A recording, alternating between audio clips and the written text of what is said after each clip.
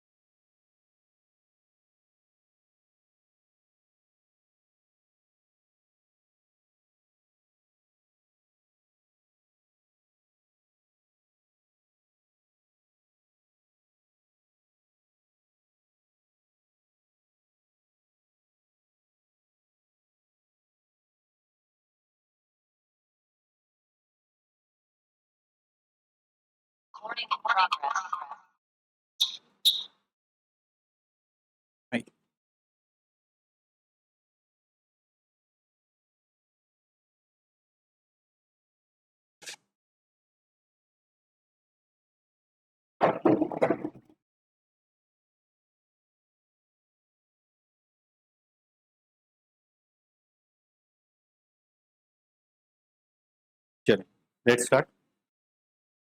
Online मेरी आवाज आ रही है प्रगति?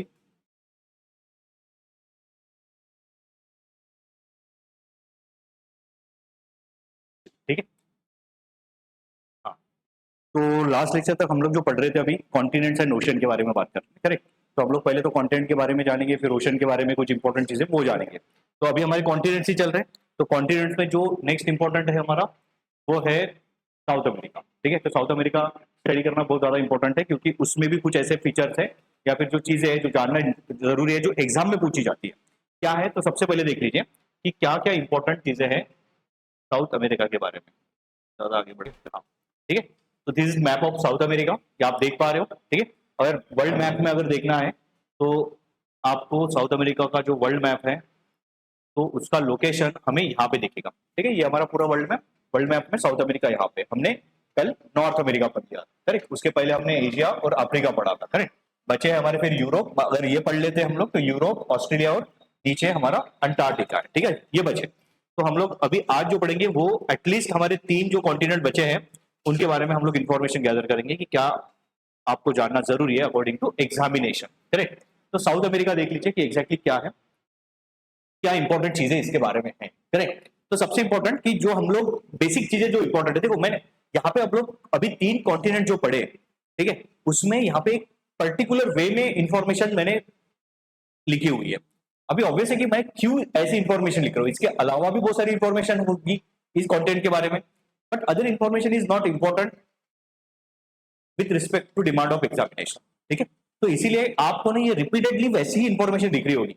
और आपको भी अगर किसी चीज को पढ़ना है जो प्रीवियस ईयर जो क्वेश्चन पूछे गए उसके पॉइंट ऑफ व्यू से किसी भी टॉपिक के ऊपर, तो आपको कंपैरेटिव वे में पढ़ना जरूरी होता है, करेक्ट? जैसे हम लोग कॉन्टिनेंट पढ़ रहे हैं तो कॉन्टिनेंट भी नंबर ऑफ कॉन्टिनेंट 7 कॉन्टिनेंट है, बट कॉन्टिनेंट के ऊपर क्वेश्चन कैसे आ रहे हैं तो उसकी इंफॉर्मेशन आपको ना सिमिलर दिख रही होगी, सिर्फ कुछ बेसिक इंफॉर्मेशन चेंज हो जाती है। जैसे कि अभी यहाँ पे क्या लिखा हुआ है कि साउथ अमेरिका के बारे में लिखा हुआ है कि south America is the 4th largest continent. क्या लिखा हुआ है?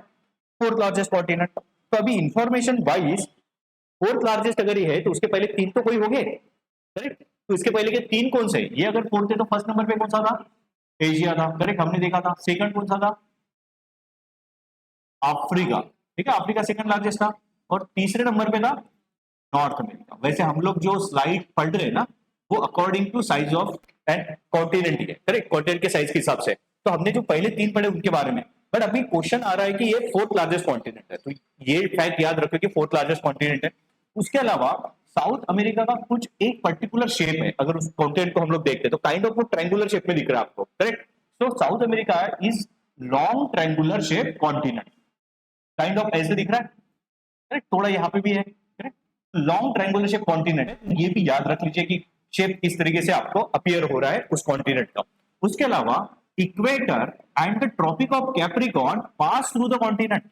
याद रखिए कि यहां से कल भी हमने देखा था नॉर्थ अमेरिका से क्या पास हो रहा था, एंड आर्टिक सर्कल, करेक्ट? यहां से क्या पास हो रहा है? यहाँ पे ब्राजील, ब्राजील बहुत फेमस है, आप देख पा रहे हो इस पूरे कॉन्टिनेंट के ऊपर सबसे बड़ी अगर कोई कंट्री है तो it is Brazil, that green colour, correct? तो यहां से एक लाइन पास होती है जिसे हम लोग कहते हैं इक्वेटर लाइन, मतलब 0 डिग्री वाला, करेक्ट? 0 डिग्री लैटिट्यूड हमारा क्या होता है? इक्वेटर होता है। उसके ही नीचे हमें पता है 23.5 डिग्री पे क्या होता है? हाँ, 23.5 डिग्री पे क्या है? ट्रॉपिक ऑफ कैंसर है, कैप्रिकॉन है, सॉरी कैंसर नहीं, कैप्रिकॉन। तो ये दो इंपॉर्टेंट जो लाइंस है, कल मैंने जितने लाइंस बताए थे इंपॉर्टेंट लाइंस, उनमें से ये दो लाइंस कहां से पास होती है, तो साउथ अमेरिका कॉन्टिनेंट से पास हो रही है। ठीक है, लाइन कौन कौन सी थी, equator, tropic of Cancer, tropic of Capricorn, Arctic circle and Antarctic circle, और उसके बियॉन्ड फिर हमारे नॉर्थ पोल और साउथ पोल। करेक्ट, तो ये याद रखना ही है। उसके अलावा about 11% of the total land of an earth is covered by the South America. तो 11% लैंड कवर है, ये फैक्ट नहीं भी याद रखा तो भी कोई इश्यू नहीं है, बट 11% लैंड है। कंट्रीज कितनी है टोटल, 12 कंट्रीज है। क्लियर, यहाँ पे सबसे हाईएस्ट जो पीक है वो है माउंट एकनगुआ, माउंट एकनगुआ है। करेक्ट, माउंट एकनगुआ कहां पे कैसे, वो सामने हम लोग वैसे भी पीक्स के बारे में इंफॉर्मेशन लेते हैं, मैं बताऊंगा। बट माउंट एकनगुआ जो है ना, वो यूजुअली हमें लगता है कि वो नॉर्मल जो फोल्ड माउंटेन है, कल एक वर्ड आया था फोल्ड माउंटेन, तो वहां वैसे बनेगा। तो एक्चुअली माउंट जिसे हम लोग क्या कह रहे थे, कल एक वर्ड आया था फिर से एक बार, alpine mountain, young fold mountain था, अल्पाइन माउंटेन हम लोग जो कहते हैं। वैसे देखा जाए यहाँ पे भी एक माउंटेन रेंज है, अभी सामने जाके दिखाऊंगा मैं आपको, जिसे कहा जाता है एंडीज। करेक्ट, तो ये एंडीज में ही है, एंडीज माउंटेन रेंज में है। जैसे कल की कौन सी रेंज थी हमारी, रॉकीज, रॉकीज थी ना, भूलिए हो रॉकी, हाँ नॉर्थ अमेरिका की रॉकीज थी। करेक्ट, अल्पाइन माउंटेन रेंज अलग है, मतलब वो जनरलाइज हम लोग कहते हैं, जैसे कि हम लोग कहते हैं ना कि नाम, तो नेम, तो नेम में अलग अलग नेम हो सकते हैं। ठीक है, किसी का पर्सनल नेम हो सकता है, किसी का आपका ये हो सकता है, एनिमल नेम हो सकता है, बट पर्सनल नेम जैसे कि ह्यूमंस है। करेक्ट, तो ये हमारा पर्सनल मतलब सॉरी ह्यूमंस है, तो ये जनरलाइज नाम है, बट उसमें भी कोई पर्सन उसका नाम अलग है। तो उसी तरीके से क्या है, माउंटेन रेंज है जिसका नाम एक्चुअली माउंटेन रेंजेस से बहुत सारे हो सकते हैं। करेक्ट, उसमें एक पर्टिकुलर माउंटेन रेंज है एंडीज, पर्टिकुलर माउंटेन रेंज है रॉकीज। ठीक है, बट उसमें एक कुछ तो खासियत है उन माउंटेन रेंजेस की, तो उसको अल्पाइन माउंटेन रेंज कहा जाता है। मैं बताऊंगा, फिलहाल तो इतना समझिए कि इसी में ही आपको देखने के लिए मिलेगा। बट माउंट एकनगुआ जो हाईएस्ट पीक है साउथ अमेरिका का कॉन्टिनेंट का, वो एक्चुअली ओल्केनिक इन ओरिजिन है। याद रखो, ओल्केनिक इन ओरिजिन है, तो मतलब ये ओल्केनिक फॉर्मेशन से बना हुआ है। ठीक है, इसके पहले अगर कोई ओल्केनिक फॉर्मेशन से बना हाईएस्ट पीक हमने पढ़ा था, वो पढ़ा था Kilimanjaro. Correct, south sorry Africa continent का one of the highest peak, one of the नहीं हाईएस्ट पीक जो है वो था माउंट किलिमांजारो, जो टांजानिया में था, वो भी ओल्केनिक इन ओरिजिन था। ये सेकंड आपको दिख रहा है ओल्केनिक इन ओरिजिन, जो कहां पे आ रहा है, साउथ अमेरिका। मतलब कि इसके अलावा बहुत सारे होंगे, बट ये हाईएस्ट पीक है, इतना समझिए। करेक्ट, उसके अलावा लॉन्गेस्ट रिवर यहाँ की कौन सी है, अमेजॉन रिवर, और ये बड़ी फेमस है। करेक्ट, ये रिवर तो इतनी फेमस है कि वो जो कुछ हमने इमेजिनेशन करा होगा शायद वो आपका पता नहीं, हमारे टाइम पे हम लोग तो बहुत ज्यादा मूवी देखते थे, आप देखते हो पता नहीं ये जनरेशन अभी, वो एनाकोंडा मूवी आती थी हमारे टाइम पे, तो वो एनाकोंडा मूवी का जो विजुअलाइजेशन है, तो वो जो मूवी देख के हमें समझ में आ गया कि अमेजोन कैसे है। तो काइंड ऑफ वो अमेजोन यहाँ से रिप्रेजेंट कर रहा है, क्योंकि यहाँ पे वो पर्टिकुलर स्नेक स्पेसीज है जिसे हम लोग एनाकोंडा कह रहे हैं। करेक्ट, तो ये अमेजोन रिवर जो है यहीं पे है। करेक्ट, अभी एक और खासियत है इसकी, यहाँ पे तो लॉन्गेस्ट रिवर लिखा है ना, और एक क्राइटेरिया होता है रिवर को समझने का, उसको कहा जाता है लार्जेस्ट रिवर। अभी फिलहाल तो ये मिटा देता हूँ, यहाँ पे लिख देता हूँ, वोल्केनिक इन ओरिजिन है, एक होता है और एक क्राइटेरिया रिवर को समझने का, वो होता है लार्जेस्ट रिवर। अब ये लार्जेस्ट रिवर क्या होती है, लॉन्गेस्ट तो आप समझ पा रहे हो कि भाई लॉन्गेस्ट मतलब लेंथ वाइज सबसे बड़ी, बट ये लार्जेस्ट रिवर क्या होती है, तो लार्जेस्ट रिवर उस रिवर को कहा जाएगा जो वॉल्यूम वाइज, वॉल्यूम किसका, वाटर का, वाटर का वॉल्यूम अगर ज्यादा है तो उसको हम लोग कैटेगराइज करते हैं एज ए, या फिर उसको हम लोग समझते हैं लार्जेस्ट रिवर। मतलब बेसिकली मैं ये कहना चाह रहा हूं, कोई ऐसी रिवर है जो लेंथ वाइज बहुत बड़ी है, बट शायद उस रिवर से साल में जितना वाटर डिस्चार्ज होता होगा या फिर फ्लो होता होगा वो शायद कम रह सकता है एज कंपेयर टू जो रिवर उससे भी आधे साइज की या आधे लेंथ की है, बट उससे ज्यादा वाटर फ्लो करता होगा। तो लेंथ वाइज बड़ी तो आपकी पहली होगी, बट सेकंड रिवर जो ज्यादा वॉल्यूम का वाटर कैरी करता है थ्रू आउट द ईयर, तो वो क्या बन गई, फिर लार्जेस्ट रिवर बन गई। समझ में आ रहा है आपको, लॉन्गेस्ट और लार्जेस्ट। कभी कभी आप बुक्स में पढ़ोगे तो यहाँ पे कंफ्यूज होता है, कभी कभी आपको दिखेगा कि longest river in the world, अभी हमने पढ़ा था लास्ट लेक्चर में, नाइल रिवर है, करेक्ट, जो अफ्रीका कॉन्टिनेंट में। बट आपको अगर क्वेश्चन आ गया कि longest river in the sorry largest river in the world, longest नहीं, लॉन्गेस्ट तो नाइल थी अपनी पूरे वर्ल्ड की, बट आप क्वेश्चन अगर आता है कि लार्जेस्ट रिवर कौन सी है वर्ल्ड में, वो है आपकी अमेजॉन रिवर। लार्जेस्ट, लार्जेस्ट मतलब सबसे ज्यादा अगर कोई वाटर डिस्चार्ज कर रहा है उसके पूरे साल भर में, तो वो अमेजॉन रिवर करता है। मतलब आप ऐसे इमेजिन करो कि हम लोग रिवर यूजुअली जब देखते हैं तो आप भी कभी रिवर फ्रंट पे गए होंगे कि बड़े से बड़ी रिवर देखी होगी इंडिया की, शायद आपने गंगा रिवर भी देख ली, लेट से, तो one of the largest river India में, करेक्ट। तो आपने गंगा रिवर में देखा तो आपको दिख रहा है कि आप अगर इस साइड में खड़े हो तो शायद आपको उस साइड का जो किनारा है वो दिख रहा होगा, मतलब एंड तो दिख रहा है ना उस साइड में है करके, शायद इसके बीच में डिस्टेंस आपका 1 किलोमीटर का भी हो सकता है, बट समझ तो रहा है कि वहां पे रिवर का पानी एंड हो रहा है उस साइड में, रिवर तो ऐसे फ्लो कर रही है वैसे तो, बट हम लोग इस साइड में उस साइड में समझ पा रहे हैं, करेक्ट। दिख रहा है आपको, इस साइड का भी दिख रहा है, तो इसे कहा जाता है स्पैन ऑफ रिवर, इसे कहा जाता है स्पैन ऑफ रिवर। रिवर का स्पैन कितना मोटा है, मतलब कितनी बड़ी रिवर है ऐसे, ठीक है, width wise span of river. तो ये आप नहीं जितने भी रिवर दिखोगे तो आपको दूसरा किनारा तो दिखता है, बट अमेजॉन रिवर जब उसके फुल पोटेंशियल के साथ फ्लो करती है, मतलब फुल वॉल्यूम के साथ, मतलब ड्यूरिंग रेनी सीजन ले लो, तो आप उसका ना सेकंड जो किनारा है ना वो देख भी नहीं पाते, इतनी बड़ी है वो, काइंड ऑफ तालाब बन जाती है, इतनी ह्यूज रिवर है वो, आप इमेजिन भी नहीं कर पाओगे कितना बड़ा इसका, जिसे हम लोग पात्र कहते हैं मराठी में, करेक्ट। तो उसका जो स्पैन है वो आप उसका सेकंड एंड भी देख नहीं पाते हो, इतनी बड़ी रिवर है, इतना ज्यादा वाटर वो डिस्चार्ज करते हैं हर साल में। तो उस क्राइटेरिया के हिसाब से फिर ये अमेजोन रिवर वर्ल्ड की क्या बन जाती है, सबसे लार्जेस्ट रिवर बनती है। तो लार्जेस्ट रिवर का क्राइटेरिया ये आपको समझना बड़ा जरूरी है, क्लियर।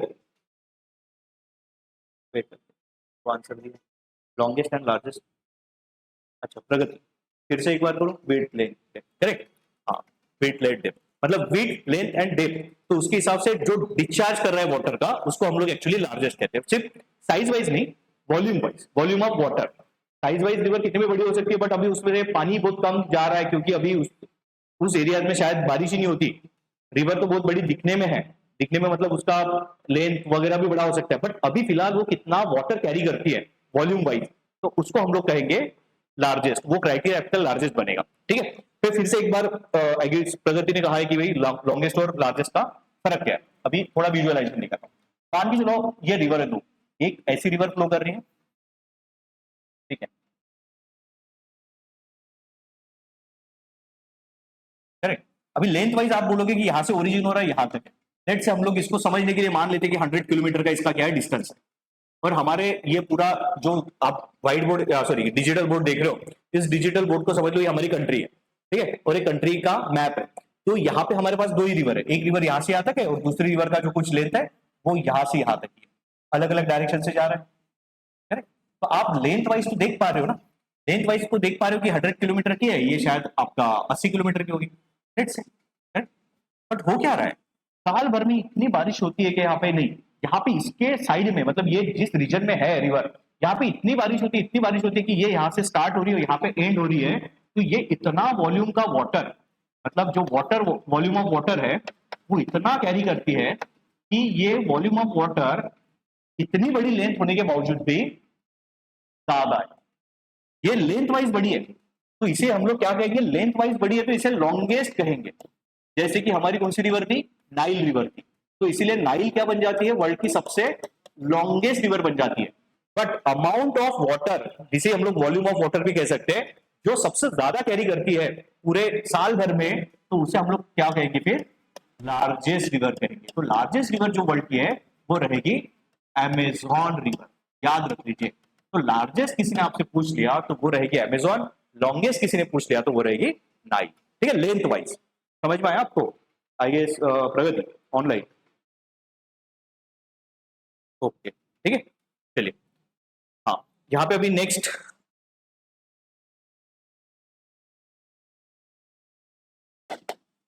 क्या लिखा हुआ है यहाँ पे, हाँ रिवर के बारे में हो गया, हाईएस्ट पीक हो गया उस कॉन्टिनेंट का। Now country, Brazil is the largest country in South America, दिख रहा है यहाँ पे ब्राजील लार्जेस्ट कंट्री है, और ये 6th लार्जेस्ट कंट्री है वैसे तो, 6th largest country in the world.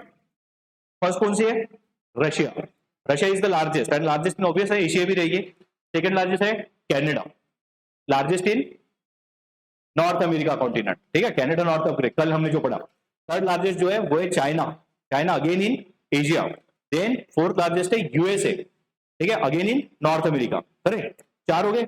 5वें नंबर पे सबसे लार्जेस्ट कंट्री कौन सी आती है, हाँ यूएसए हो गया ना, चौथे नंबर पे यूएसए, पहले नंबर पे आपका Russia, then China, then sorry Russia, Canada, China, USA, 5th number पे आ रहा है ऑस्ट्रेलिया। ऑस्ट्रेलिया वैसे कॉन्टिनेंट भी है बट अभी मैंने पढ़ाया नहीं था, कॉन्टिनेंट भी है वो कंट्री भी है, क्योंकि ऑस्ट्रेलिया ओशियानिया हमारा कॉन्टिनेंट का नाम है, उसमें से एक कंट्री है ऑस्ट्रेलिया। और 6 नंबर पे आ रही है ब्राजील, करेक्ट। और उसके बाद आती है 7 नंबर पे इंडिया। तो इंडिया का जो कुछ रैंक है अकॉर्डिंग टू साइज, तो वो आता है 7 ऑल ओवर द वर्ल्ड, ठीक है। तो ये थोड़ा एक याद रखो कि कौन सी कंट्री कितनी लार्ज है, तो ये आ रहा है। तो Brazil is the largest country in the South America. जैसे मैंने कहा कि यहाँ पे आप देख ही पा रहे हो ना कि ये ग्रीन कलर सबसे बड़ा दिख रहा है आपको, तो यही साइज वाइज सबसे बड़ी है। And Brazil has as well as Brazil has highest population in South America, और साउथ अमेरिका का यहाँ पे हाईएस्ट पॉपुलेशन भी है, करेक्ट। यूजुअली कभी कभी ऐसा होता है कि कंट्री कोई साइज से बड़ी होती है, दूसरा कंट्री शायद पॉपुलेशन से बड़ा हो सकता है, जैसे रशिया था, रशिया लार्जेस्ट था एशिया का बट पॉपुलेशन वाइज इंडिया का, उस तरीके से हो सकता है, क्लियर। चलो आगे बढ़ते हैं। नेक्स्ट है इंपॉर्टेंट रिवर जानना। जैसे मैंने लास्ट टाइम भी कहा था कि रिवर के ऊपर क्वेश्चन पूछे ही जाते हैं, कोई भी एग्जाम रहे। तो इंपॉर्टेंट रिवर में से पहली रिवर हमारी कौन सी थी? अमेजॉन। ये तो लार्जेस्ट रिवर है, अभी लिखा था यहाँ पे, it is the largest river in the world as well as longest in South America continent. तो साउथ अमेरिका की लॉन्गेस्ट है और लार्जेस्ट भी पूरे वर्ल्ड की है, क्लियर। तो अभी आई होप कि आपको वो लार्जेस्ट और लॉन्गेस्ट का फर्क समझा होगा, करेक्ट। उसके अलावा कुछ इंपॉर्टेंट रिवर थे, जैसे Parana river, then Orinoco river. अच्छा है, पराना रिवर कहा गया, पराना यहाँ पे, ठीक है। ये पराना रिवर है, ऐसे ये भी वन ऑफ द इंपॉर्टेंट है, सेकंड लॉन्गेस्ट रिवर में आती है, ठीक है। उसके अलावा और एक रिवर है यहाँ पे, ये बड़ी इंपॉर्टेंट रिवर है, ये समझना बड़ा इंपॉर्टेंट है, इसीलिए बता रहा हूँ क्योंकि सामने आपको ये ओरिनोको रिवर है यहाँ पे, ओरिनोको रिवर। और ओरिनोको रिवर क्यों फेमस है, एक बात समझिए कि वर्ल्ड में यहाँ पे कंट्री है कॉल्ड वेनेजुएला, वेनेजुएला कंट्री, और ये वेनेजुएला कंट्री से एक्चुअली फ्लो करती है, ठीक है। बॉर्डर भी बनाती है दूसरे कंट्री के साथ, बट ये वेनेजुएला कंट्री से ज्यादातर फ्लो करती है। और इसी ओरिनोको रिवर के माउथ के पास, अच्छा वन मोर थिंग, कि ये जो रिवर फ्लो करते आ रही है और यहाँ पे मान लो ये महासागर है, कोई तो ओशन है, करेक्ट। ओशन में मर्ज हो जा रही है, मर्ज होने के बाद तो कहाँ पे आप डिफरेंशिएट कर पाओगे कि नदी का पानी कौन सा और आपका ओशन का कौन सा। But before merging with the larger water bodies, तो ये ना ऐसे डिवाइड हो जाती है, क्योंकि इतना ज्यादा वाटर आता है कि वो ब्रांचेस में डिवाइड हो जाता है। यहाँ पे फिर वो इस तरीके से मर्ज होती है बड़े एरियाज में। तो इस एरिया को यूजुअली वैसे तो डेल्टा कहा जाता है, डेल्टा फॉर्मेशन, बट हमेशा हर रिवर का डेल्टा फॉर्मेशन नहीं होता। ये डेल्टा क्या होता है मैं आगे समझाऊंगा यहाँ पे, बट इतना समझिए इसको यूजुअली तो डेल्टा कहा जाता है। बट और एक वर्ड मैं जो आपको समझाना है कि जहां पे रिवर एंड होती है या पे ड्रेन होती है इन लार्जर वाटर बॉडीज, उस पॉइंट को रिवर का माउथ कहा जाता है, माउथ ऑफ अ रिवर। समझ में आ रहा है आपको? Mouth of a river. अभी डेल्टा वगैरह भी अलग टर्म्स है, वो एक्चुअली जो मॉर्फिक फीचर्स है, वो फीचर्स कैसे बनते क्या बनते मैं आने वाले लेक्चर्स में बताऊंगा। बट फिलहाल तो ये डेल्टा वर्ड मेरे लिए ज्यादा इंपॉर्टेंट नहीं है, डेल्टा से ज्यादा ये इसीलिए डेल्टा वर्ड आपको पता है, या फिर कोई लोग बोलेंगे सर जहां पे रिवर मर्ज होती है बड़े वाटर बॉडीज के साथ उसको तो डेल्टा कहते हैं, वो अलग बात है, वो भी फॉर्म होता है, बट वो हमेशा फॉर्म होता है ऐसा नहीं है। बट इन जनरल सभी रिवर के लिए ये कॉमन टर्म है कि जहां पे रिवर बड़े लार्जर वाटर बॉडीज के साथ मर्ज होती है तो वहां पे इसको कहा जाता है माउथ ऑफ अ रिवर, ठीक है, clear, mouth of a river. तो अभी मैंने एक वर्ड यूज किया माउथ ऑफ अ रिवर, तो यहाँ पे मैंने वर्ड यूज किया था ओरिनोको रिवर के बारे में, कि ओरिनोको रिवर का जहां से फ्लो करता है, और यहाँ पे है आपका नॉर्थ साइड में, ये आता है आपका अटलांटिक ओशन, ठीक है, यहाँ पे है अटलांटिक ओशन, ठीक है। तो ये अटलांटिक ओशन में ड्रेन करती है, लार्जर वाटर बॉडीज मतलब अटलांटिक ओशन, ठीक है। तो जब ये अटलांटिक ओशन में एंड हो रही है, अटलांटिक ओशन में एंड हो रही है, तो at the mouth of river, अभी बताया मैंने माउथ इज नथिंग बट जहां पे रिवर एंड होती है, ये mouth of a river is one of the largest, मतलब कि पानी के अंदर अटलांटिक ओशन जो है उसके अंदर का जो एरिया, मतलब समंदर का जो एरिया है, it is the largest resources of petroleum. ये याद रखो, ये वर्ल्ड के लार्जेस्ट रिसोर्स है पेट्रोलियम के। तो बेसिकली इतना याद रखो कि कभी कभी ना क्वेश्चन ऐसे पूछे जाते हैं कि वर्ल्ड में सबसे ज्यादा रिसोर्स, देखो दो चीजें होती है रिसोर्सेस के बारे में, मान के चलो इंडिया है, ठीक है, इंडिया में दो स्टेट ले लेते हैं हम लोग, एक महाराष्ट्र है और दूसरा मध्य प्रदेश ले लो साइड में, ठीक है। महाराष्ट्र के जमीन के नीचे मान के चलो 1 टन सोना है, ठीक है, क्योंकि सोना जो भी हमारे मिनरल्स है जमीन के नीचे से निकलते हैं, 1 टन सोना है। मध्य प्रदेश के पास सोना कितना है? 500 केजी है, हमारे पास 1 टन है, वहां पे 500 मतलब आधा ही है।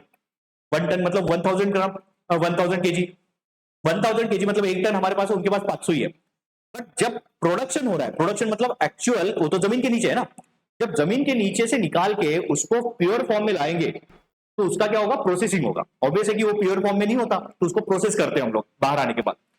तो जब प्रोसेस करेंगे तो उस टाइम पे क्या हो रहा है ना कि हर साल जो मध्य प्रदेश है वो 20 किलो सोना बना रहा है, और हम लोग कितना बना रहे हैं, सिर्फ 10 किलो सोना बना रहे हैं।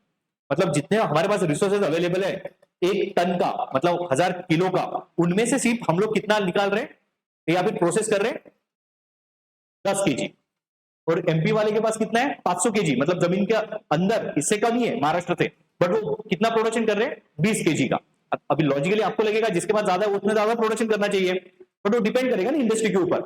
इन्होंने अगर मान लो माइनिंग की एक्टिविटी नहीं करी, इनका माइनिंग एक्टिविटी कम चल रहा है तो इनके पास बहुत ज्यादा जमीन के अंदर, बट इनका शायद उतना ज्यादा बड़ा इंफ्रास्ट्रक्चर है नहीं, उतनी ज्यादा बड़े बड़े फैक्ट्रीज है नहीं, करेक्ट। तो ये क्या कर रहे हैं, सिर्फ 10 केजी हर साल प्रोड्यूस कर रहे हैं, वो कितना कर रहे हैं, 20 केजी। तो यहाँ पे आपको समझ रहा है कि उनके पास रिसोर्स कम होने के बावजूद भी ज्यादा वो प्रोड्यूस कर रहे हैं। यहाँ पे महाराष्ट्र में ज्यादा होने के बाद भी कम कर रहे हैं। तो यही से 2 टर्म कॉइन होती है। 2 टर्म कौन सी, एक होता है, ये बड़ा समझना जरूरी है, एक होता है पोटेंशियल, क्यों हो रहा है, एक होता है पोटेंशियल, ठीक है, एक होता है प्रोडक्शन। तो ये मिनरल के बारे में ये 2 टर्म बड़ी बड़ी इंपॉर्टेंट होती है। पोटेंशियल होना मतलब आपका पोटेंशियल शायद रैंक 1 लाने का रहे, मतलब कोई भी एग्जाम में रैंक 1 लाने का रहे, बट नॉट नेसेसरी कि आपका रैंक 1 आएगा, शायद रैंक 100 आ गया तो आपका, तो आप रैंक 1 ला सकते हो, बट रैंक 100 आया मतलब आपने पूरी तरीके से तैयारी नहीं की, इसीलिए आपका रैंक 1 ना आते हुए कितना आया, 100 आया। तो आपका पोटेंशियल तो था रैंक 1 लाने का, बट आपने लाया कितना, 100।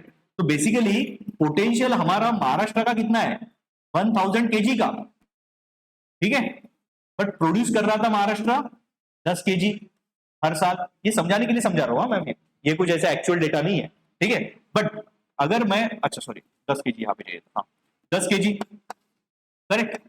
बट एमपी का कितना था पोटेंशियल, पोटेंशियल मतलब उसके पास अवेलेबल कितने थे रिसोर्स, 500 केजी, बट प्रोड्यूस कितना कर रहा है, 20 केजी, करेक्ट। तो बेसिकली अभी जब मैं एक्सप्लेन करता हूं कि महाराष्ट्र के पास 1000 केजी का पोटेंशियल है, तो रिसोर्स वाइज उसके पास ज्यादा मिनरल अवेलेबल है, मतलब उसका पोटेंशियल ज्यादा है मिनरल का, बट प्रोडक्शन कितना हो रहा है सिर्फ 10 केजी का। एमपी में 500 केजी का क्या है पोटेंशियल है, बट प्रोडक्शन कितना कर रहे हो, 20 केजी का। तो 2 टर्म अलग होती है कि आपके पास कितना है, बट आप कितना कन्वर्ट कर रहे हो। आपके पास रैंक 1 लाने का पोटेंशियल है, बट आप कन्वर्ट सिर्फ 100 तक ही गए, मतलब आपने फुल पोटेंशियल के साथ शायद प्रोडक्शन नहीं किया, करेक्ट, या फिर आपने तैयारी नहीं की इसीलिए आपका रैंक नीचे आया। तो उसी तरीके से वो होता है। तो मिनरल के बारे में ये 2 टर्म ना बड़ी इंपॉर्टेंट है, पोटेंशियल एंड प्रोडक्शन। तो यहाँ पे मैं क्या बता रहा हूँ वो याद रखो कि ये जो कुछ एरिया है ना वेनेजुएला, जिसके कोस्टल रीजन में या फिर अटलांटिक ओशन के सीज के अंदर जो पेट्रोलियम हम लोग कह रहे हैं, उसका लार्जेस्ट पोटेंशियल है वर्ल्ड का। वर्ल्ड का सबसे लार्जेस्ट पोटेंशियल किसके पास है, अगर पेट्रोलियम का किसके पास है, तो वो है वेनेजुएला के पास। बट पेट्रोलियम जो कच्चा तेल होता है, पेट्रोलियम वगैरह जो पेट्रोल वगैरह हम लोग कहते हैं, उसके बारे में जब हम लोग सोचते हैं या फिर सुनते हैं तो हमें क्या लगता है, सबसे ज्यादा प्रोडक्शन कौन कर रहा है, या फिर सबसे ज्यादा तेल कहां से निकल रहा है, वो निकल रहा है अरब कंट्रीज से। अरब कंट्रीज मतलब कंट्रीज लाइक सऊदी अरेबिया, कतार, कुवैत, ईरान। कल ही मैंने बताया था वो ईरान स्ट्रेट ऑफ हॉर्मुज वाला, कि वो वहां से अगर ब्लॉकेड होता है तो इंडिया के ऊपर कैसे इंपैक्ट होगा, क्योंकि महंगाई बढ़ जाएगी, हमारे लिए तो तेल महंगा हो जाएगा ना। अभी वॉर चल रहा था, फिलहाल तो पीस हो गया उनका काइंड ऑफ। तो फिर बताना वही है मुझे कि यूजुअली हम लोग जब भी मिनरल के बारे में पढ़ते हैं तो पेट्रोलियम जब भी सुनते हैं तो हमें लगता है कि मेजोरिटी पेट्रोलियम वहीं पे प्रोड्यूस हो रहा है। रियलिटी भी वही है, मेजोरिटी वहीं पे प्रोड्यूस हो रहा है।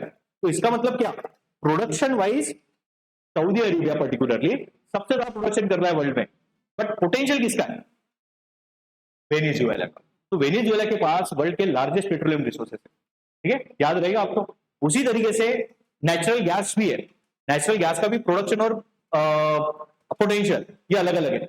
रशिया जो है उसके पास सबसे ज्यादा नेचुरल गैस की पोटेंशियल है, बट प्रोडक्शन वाइज कोई दूसरा ही प्रोडक्शन कर रहा है। समझ में आ रहा है? तो प्रोडक्शन सॉरी पोटेंशियल होना और प्रोडक्शन करना दो अलग बात है। जमीन के नीचे तो बहुत है आपके पास, बट आपने कितना प्योर किया, मतलब प्रोड्यूस कितना किया उसमें से, ये फर्क है इसमें।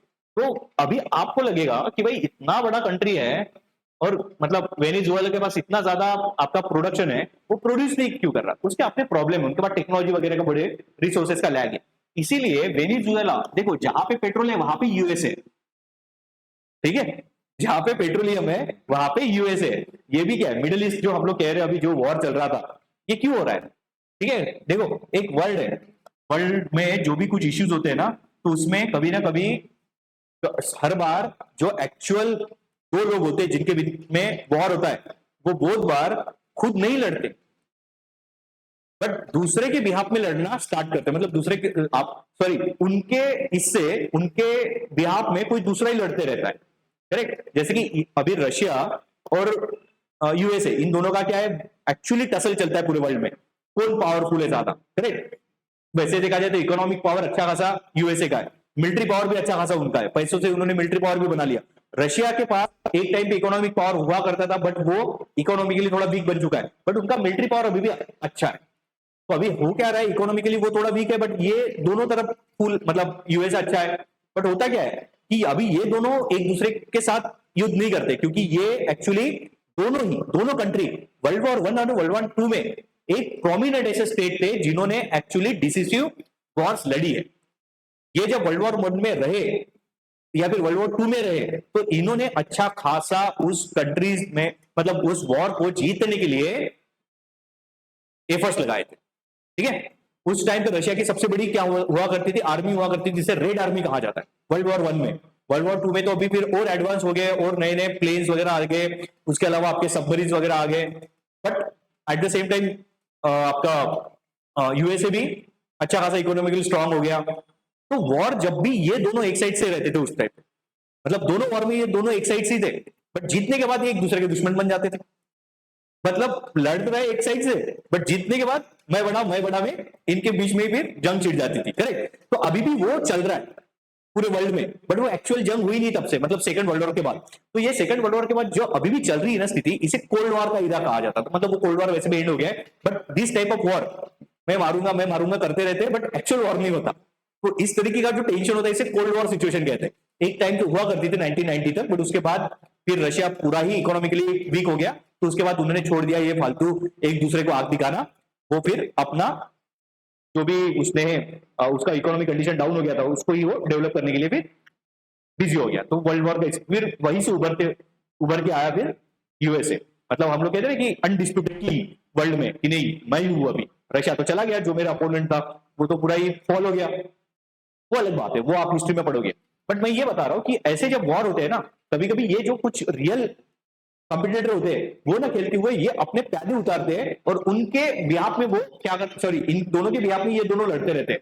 तो बेसिकली इसको कहा जाता है प्रॉक्सी वॉर, याद रखो। और वर्ल्ड में जो मेन प्लेयर होते हैं ना, वो कभी एक दूसरे के ऊपर ना अटैक नहीं करेंगे, बट प्रॉक्सी वॉर खेलते रहेंगे, करेक्ट? जैसे कि अभी जैसे मैंने कहा कि यूएसए है और रशिया है, ये दोनों क्या है, एक दूसरे के वैसे देखा जाए तो राइवल है, बट ये कभी एक दूसरे के साथ वॉर नहीं करते डायरेक्टली। यूएसए क्या करता है, यूक्रेन को भेज देता है रशिया के साथ वॉर करने के लिए, भाई मैं तेरे को सपोर्ट कर रहा हूं, कर अटैक यूक्रेन के साथ। तो इसके पहले रशिया यूक्रेन वॉर चला, अभी भी चल रहा है, 2 साल हो गए चल रहा है, एक दूसरे को मार ही रहे, करेक्ट? यूक्रेन को भेज दिया, खुद नहीं गया, करेक्ट?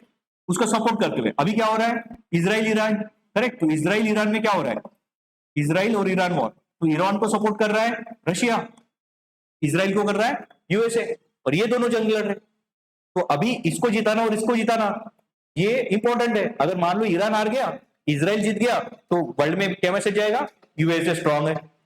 अगर ईरान जीत गया तो रशिया स्ट्रांग है, करेक्ट? मतलब खुद के जमीन का यूज नहीं करना, क्योंकि पता है युद्ध लड़े तो बर्बादी होती है, तो ये अपना लैंड कभी यूज नहीं करते, करेक्ट? वॉर लगने के लिए, क्यों? क्योंकि उनको एक्सपीरियंस है वर्ल्ड वॉर 1 का, वर्ल्ड वॉर 2 का, उन्होंने खोया है बहुत सारी चीजें, तो उनको एक तो समझ में आ गया कि डायरेक्ट वॉर मत करो, हमारे तरफ से किसी को भेज दो वॉर करने के लिए। तो इसे कहा जाएगा प्रॉक्सी वॉर, और वर्ल्ड में अभी प्रॉक्सी वॉर का जमाना चल रहा है, ठीक है? जैसे कि इंडिया पाकिस्तान का भी वॉर हुआ, तो इंडिया पाकिस्तान का वॉर हम लोग प्रॉक्सी वॉर नहीं कहेंगे, क्योंकि हमारे इश्यूज है पाकिस्तान के साथ, ठीक है?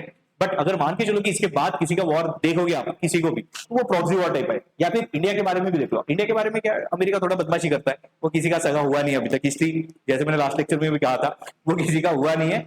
जिसको भी बोलता है मैं तुम्हारे तरफ हूँ तुम्हारे तरफ हूँ, अचानक से लास्ट टाइम वो पार्टी बना देता है, ठीक है, वो उसका रिकॉर्ड रहा अभी तक। तो बताना इतना ही है कि जब आप ये एनालिसिस करते हो आपको समझ में आता है कि एक्चुअल ग्लोबल पॉलिटिक्स कैसे चलती है। तो ये ग्लोबल पॉलिटिक्स समझने के लिए ना आपको ऐसे मैपिंग बहुत ज्यादा इंपॉर्टेंट है कि कौन सा कंट्री कहां पे है, फिर आपके लॉजिक लगते हैं कि क्यों वो वहां पे इंटरफियर कर रहा है। सेम वैसे ये वेनेजुएला में, इस कंट्री में किसी में वो इंटरफियर नहीं कर रहा यूएसए, सिर्फ वेनेजुएला के साथ ही उसका चल रहा है। क्यों? क्योंकि वेनेजुएला के पास क्या है, ऑयल है, रिसोर्सेज है, और ऑयल क्या है, oil is like a gold, correct. तो वो उसकी इकोनॉमी चलाने के लिए ऑयल जरूरी है, फैक्ट्री चलाना है, तो उसकी नजर रहती है कि कहां पे ऑयल मिला है, जहां पे ऑयल मिला वहां पे उसके इंटरेस्ट आ जाते हैं। वो क्या करता है फिर, कैरेट एंड स्टिक वाली पॉलिसी यूज करता है। पहले तो कैरेट मतलब गाजर देगा, नहीं माना तो फिर स्टिक यूज करेगा, तो कैरेट एंड स्टिक वाली पॉलिसी।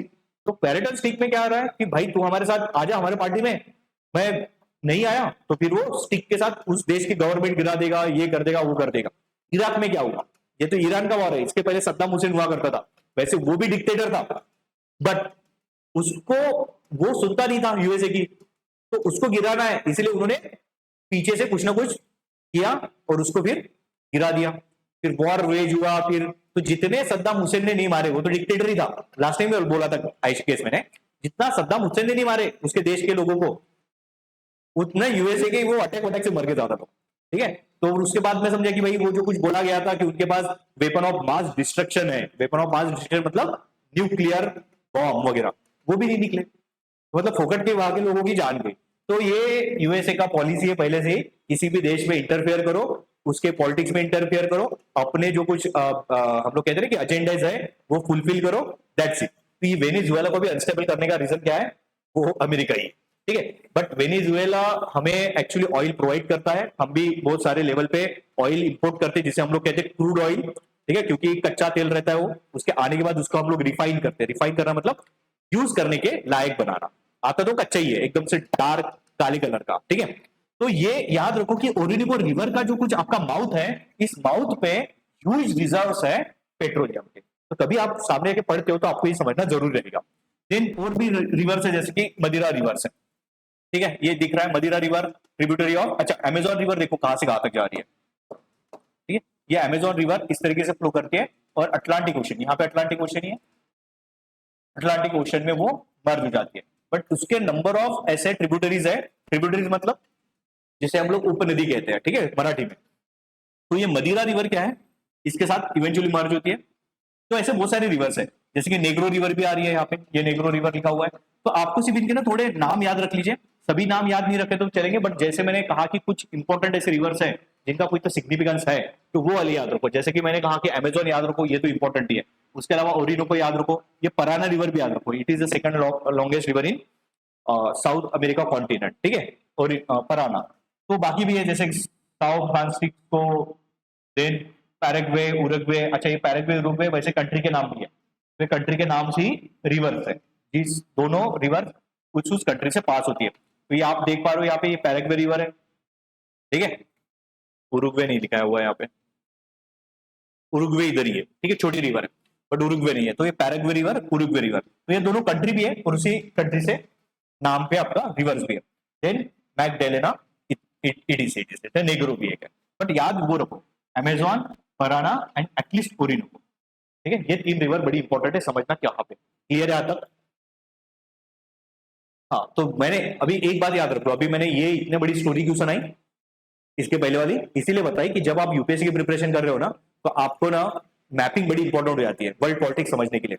जब तक मेरी मैपिंग स्ट्रांग रहेगी तो मुझे समझ में आएंगे कि कैसे किसके साथ रिलेशन कैसे इस्टेब्लिश हो रहे, किस कंट्री के किसके साथ, करेक्ट। पर एट द सेम टाइम मुझे समझेगा कि किस कंट्री का किस कंट्री में इंटरेस्ट है। जियो पॉलिटिक्स हमें समझने के लिए एक्चुअली मैपिंग बड़ी हेल्प करती है, तो मैपिंग बड़ा इंपॉर्टेंट है। उसके बाद है जैसे अमेजोन रिवर समझना बड़ा जरूरी है, क्योंकि ये one of the largest river है, वन ऑफ द क्या लार्जेस्ट रिवर है वर्ल्ड की, करेक्ट। आप यहाँ पे देख पा रहे हो, शायद ऑब्जर्व कर पा रहे हो, पता नहीं ऑनलाइन, बट यहाँ पे कर पा रहे हैं।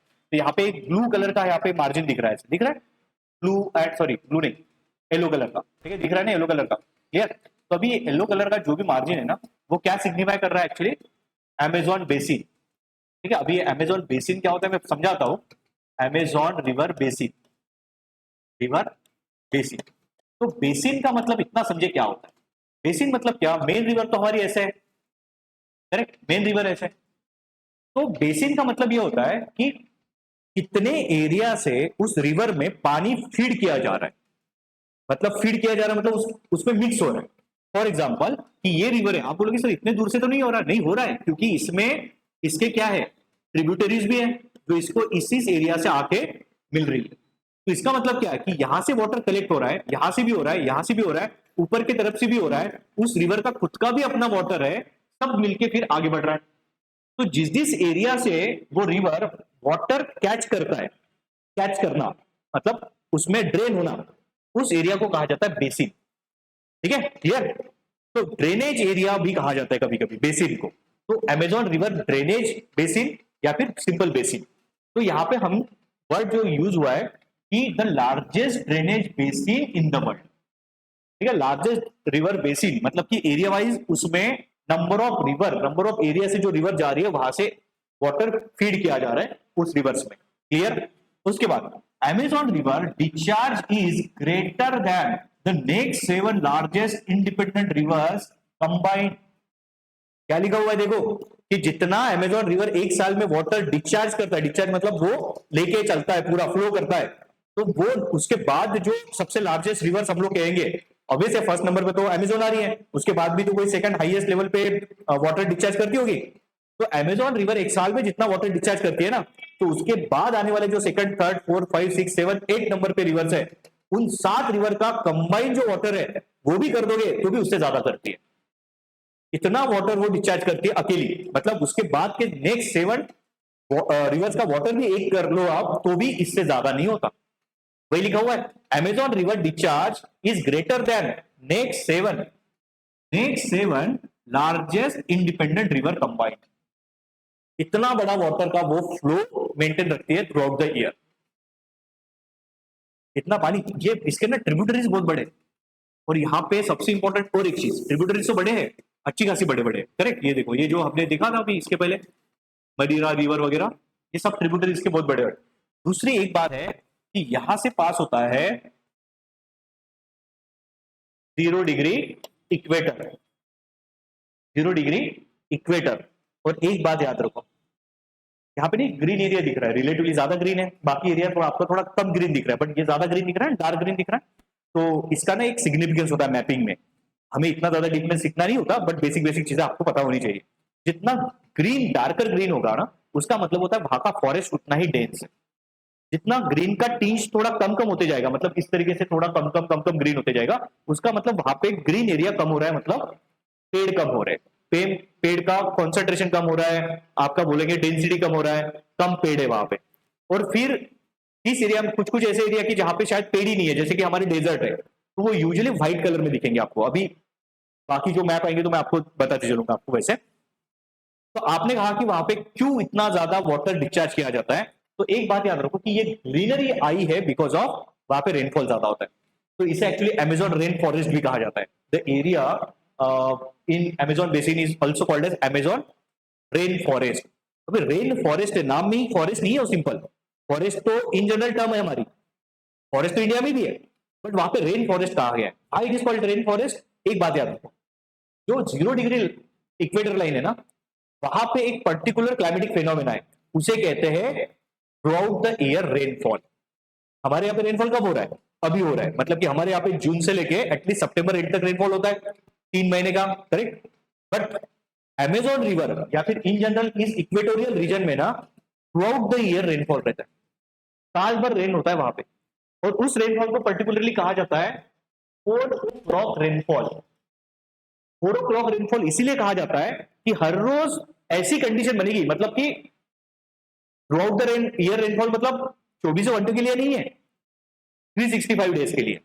तो शायद दिन के 24 घंटे बारिश नहीं होगी, 1-2 घंटे होगी, बट हर रोज हो। तो मतलब 365 डेज पूरे जो हमारे साल भर के डेज है बारिश हो रही है, बट उस 24 घंटे में, मतलब एक दिन के 24 घंटे में वो होती है अराउंड 4 से 5 बजे, और बराबर 4 बजे वो वहां पे बारिश होगी, मतलब होगी। अमेजोन में बारिश होती है 4 बजे। तो इसीलिए उसको 4 o'clock रेनफॉल कहा जाता है। ठीक है, तो ये 4 o'clock रेनफॉल में सामने आके हम लोग क्लाइमेट पढ़ेंगे ना, उस क्लाइमेट में मैं इसके बारे में बताऊंगा कि ये रेनफॉल वगैरह कैसे है वर्ल्ड में, ऐसे कौन कौन से एरिया ऐसे फीचर्स में है कि क्यों ऐसा हो रहा है कि वहां पे थ्रू आउट डे रेनफॉल है। इंडिया में तो वैसे नहीं हो रहा है, इंडिया में तो 2-3 महीने के लिए रेनफॉल है, करेक्ट, बट इनके यहाँ पे तो इतना ज्यादा अगर बारिश पड़ेगा तो वहां के रिवर्स ऑलरेडी बहुत ज्यादा वॉल्यूम के साथ वाटर डिस्चार्ज करेंगे, और ये सभी का सभी जो वाटर है कहाँ पे अल्टीमेटली मर्ज हो रहा है, अमेजोन रिवर में। तो इसीलिए उस रिवर का वॉल्यूम जो है वाटर का बहुत ज्यादा है। ठीक है, पूरे साल भर में इतना ज्यादा वो वाटर कैरी करती है। तो अभी ये तो वाटर के बारे में हो गया, बट मैंने कहा ना कि ये ग्रीनेस्ट एरिया है, मतलब डेंस आप कहोगे कि उसको फॉरेस्ट है। उसका रीजन क्या है, क्योंकि बारिश बहुत ज्यादा होती है, और जहां पे बहुत ज्यादा बारिश होती है वहां के जंगल बहुत ज्यादा डेंस होते हैं। इसीलिए वहां पे सिंपल फॉरेस्ट नहीं कहा था, क्या कहा था, rain forest, Amazon rain forest. तो रेन फॉरेस्ट हुआ है क्योंकि वहां पे रेन की वजह से वो फॉरेस्ट बहुत ही ज्यादा डेंस है। ठीक है, उसे एवरग्रीन फॉरेस्ट भी कहा जाता है। एवरग्रीन मतलब वो ग्रीन ही रहेंगे साल भर। हमारे यहाँ के फॉरेस्ट हमने, या फिर हमारे यहाँ के झाड़ वगैरह हमने देखे होंगे ना, पेड़ वगैरह, तो हमें क्या दिखता है, समर में उनके पेड़ के पत्ते जो है ना ऐसे ब्राउन हो जाते हैं, ठीक है, और फॉल भी हो जाते हैं। ठीक है, उसे हम लोग कहते हैं कि उस तरीके के जो है वो जो पर्टिकुलर है, तो कहते हैं शेडिंग, कहते हैं उसे, शेडिंग ऑफ लीव्स, करेक्ट। तो लीव्स शेड करते हैं वो लोग। साल भर में सब ग्रीन कब रहता है सबसे ज्यादा, रेनी सीजन में। बट यहाँ के जो पेड़ है वो आपके साल भर ग्रीन दिखेंगे, वो लीव शेड नहीं करते, ऐसा नहीं है, क्योंकि लीव्स की भी अपनी लाइफ होती है, वो शेड होगा बट वो ग्रीन ज्यादा रहता है। हमारे पेड़ वैसे नहीं है, हमारे पेड़ शायद समर वगैरह में ब्राउनिश बन जाते हैं थोड़े, मतलब कलर चेंज होता है, करेक्ट, क्योंकि उसके लीव्स ही नहीं रहते, तो हमें क्या दिखती है, उसकी ब्रांचेस दिखती है जो ब्राउन कलर की हुई। तो ये एवरग्रीन फॉरेस्ट भी उसे कहा जाता है, एवरग्रीन नाम याद रहेगा, रेन फॉरेस्ट या फिर एवरग्रीन फॉरेस्ट।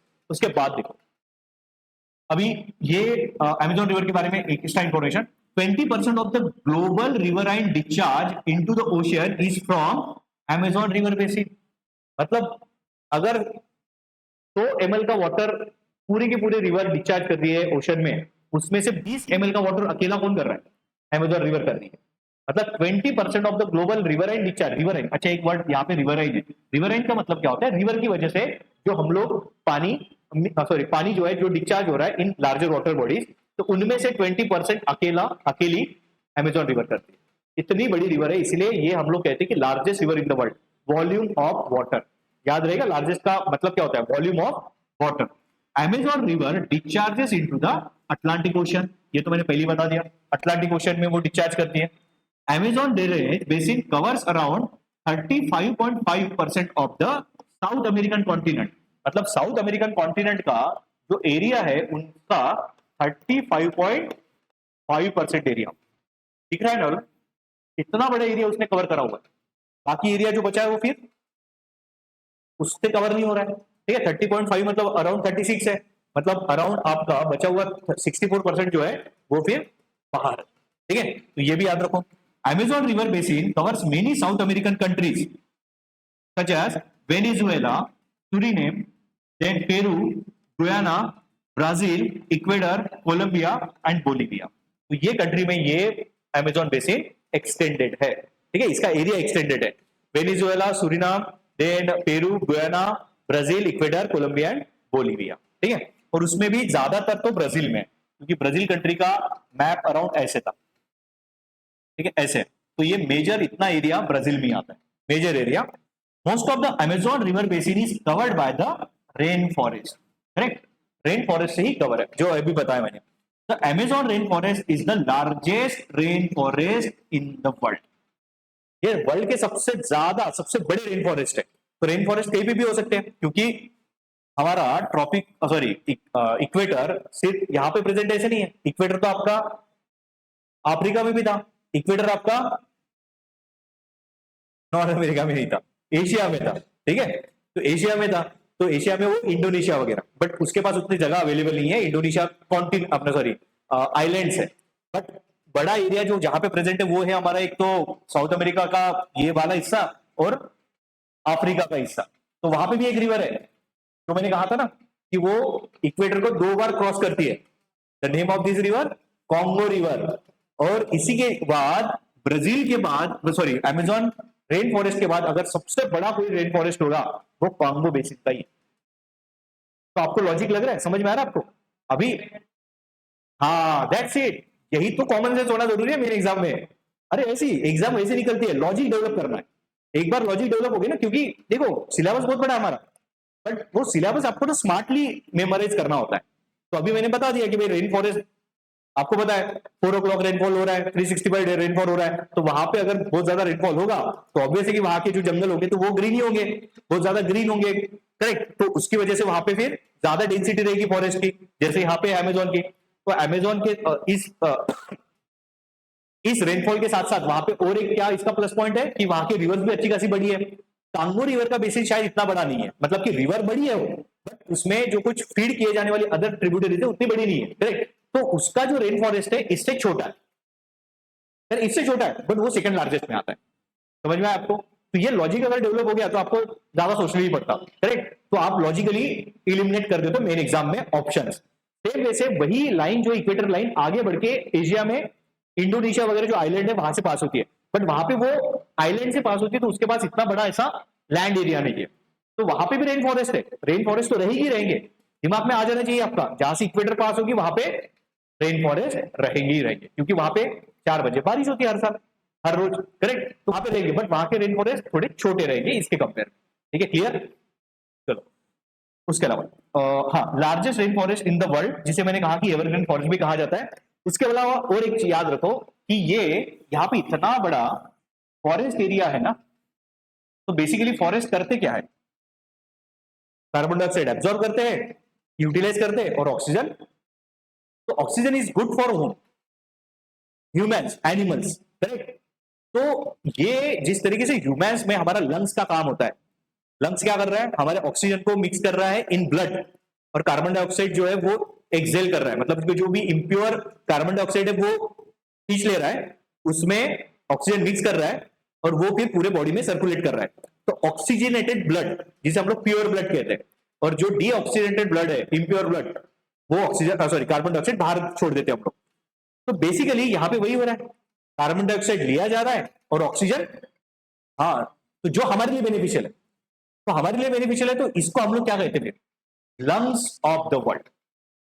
इन फॉरेस्ट को क्या कहा जाता है, लंग्स ऑफ द वर्ल्ड, क्योंकि ये हमारे लिए बेनिफिशियल है ना। तो लंग्स जैसे ऑक्सीजन का प्रोविजन करता है इन ब्लड हमारे बॉडी के लिए, बड़ा इंपॉर्टेंट है ऑक्सीजन मिक्सिंग के लिए, तो लंग्स के जैसे ही ये भी हमारे लिए काम कर रहा है, ऑक्सीजन फॉर्म करके। वो ऑक्सीजन फॉर्म कर रहा है, एग्जैक्ट इसके जैसे मैकेनिज्म काम नहीं कर रहा है, बट मैं एनालॉजी समझा रहा हूं सिर्फ आपको, करेक्ट। नहीं तो आप बोलोगे सर ये भी तो ऑक्सीजन दे रहा होगा, ले रहा होगा, ऐसे नहीं। जिस तरीके से लंग्स हमारे लिए इंपॉर्टेंट है for animal beings, correct, animal के लिए, तो उसी तरीके से ये हमारे लिए बेनिफिशियल है, क्योंकि वो ऑक्सीजन बना रहा है। वर्ल्ड का सबसे ज्यादा ऑक्सीजन अगर कोई बनाता है, सबसे ज्यादा वो बनाता है अमेजोन बेसिन। और ये क्वेश्चन रिसेंट ईयर में पूछा गया यूपीएससी में। क्या क्या हाँ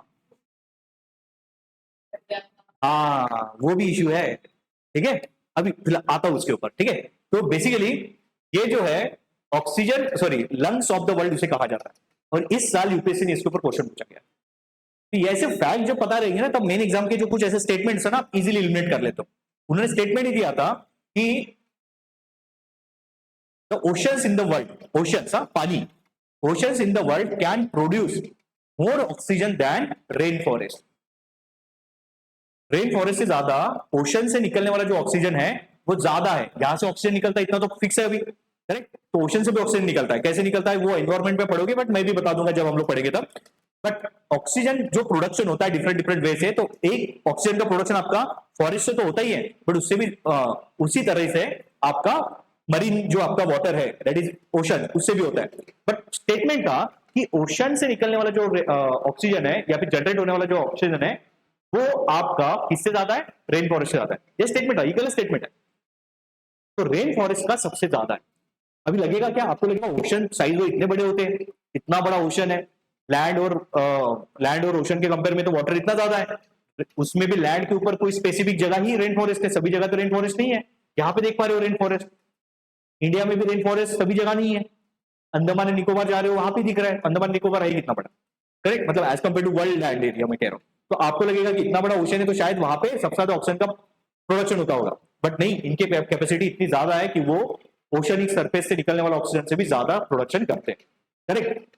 अभी आपका क्वेश्चन क्या था, Amazon rain, actually Amazon fire, उसको नाम दिया गया था अमेजॉन फायर।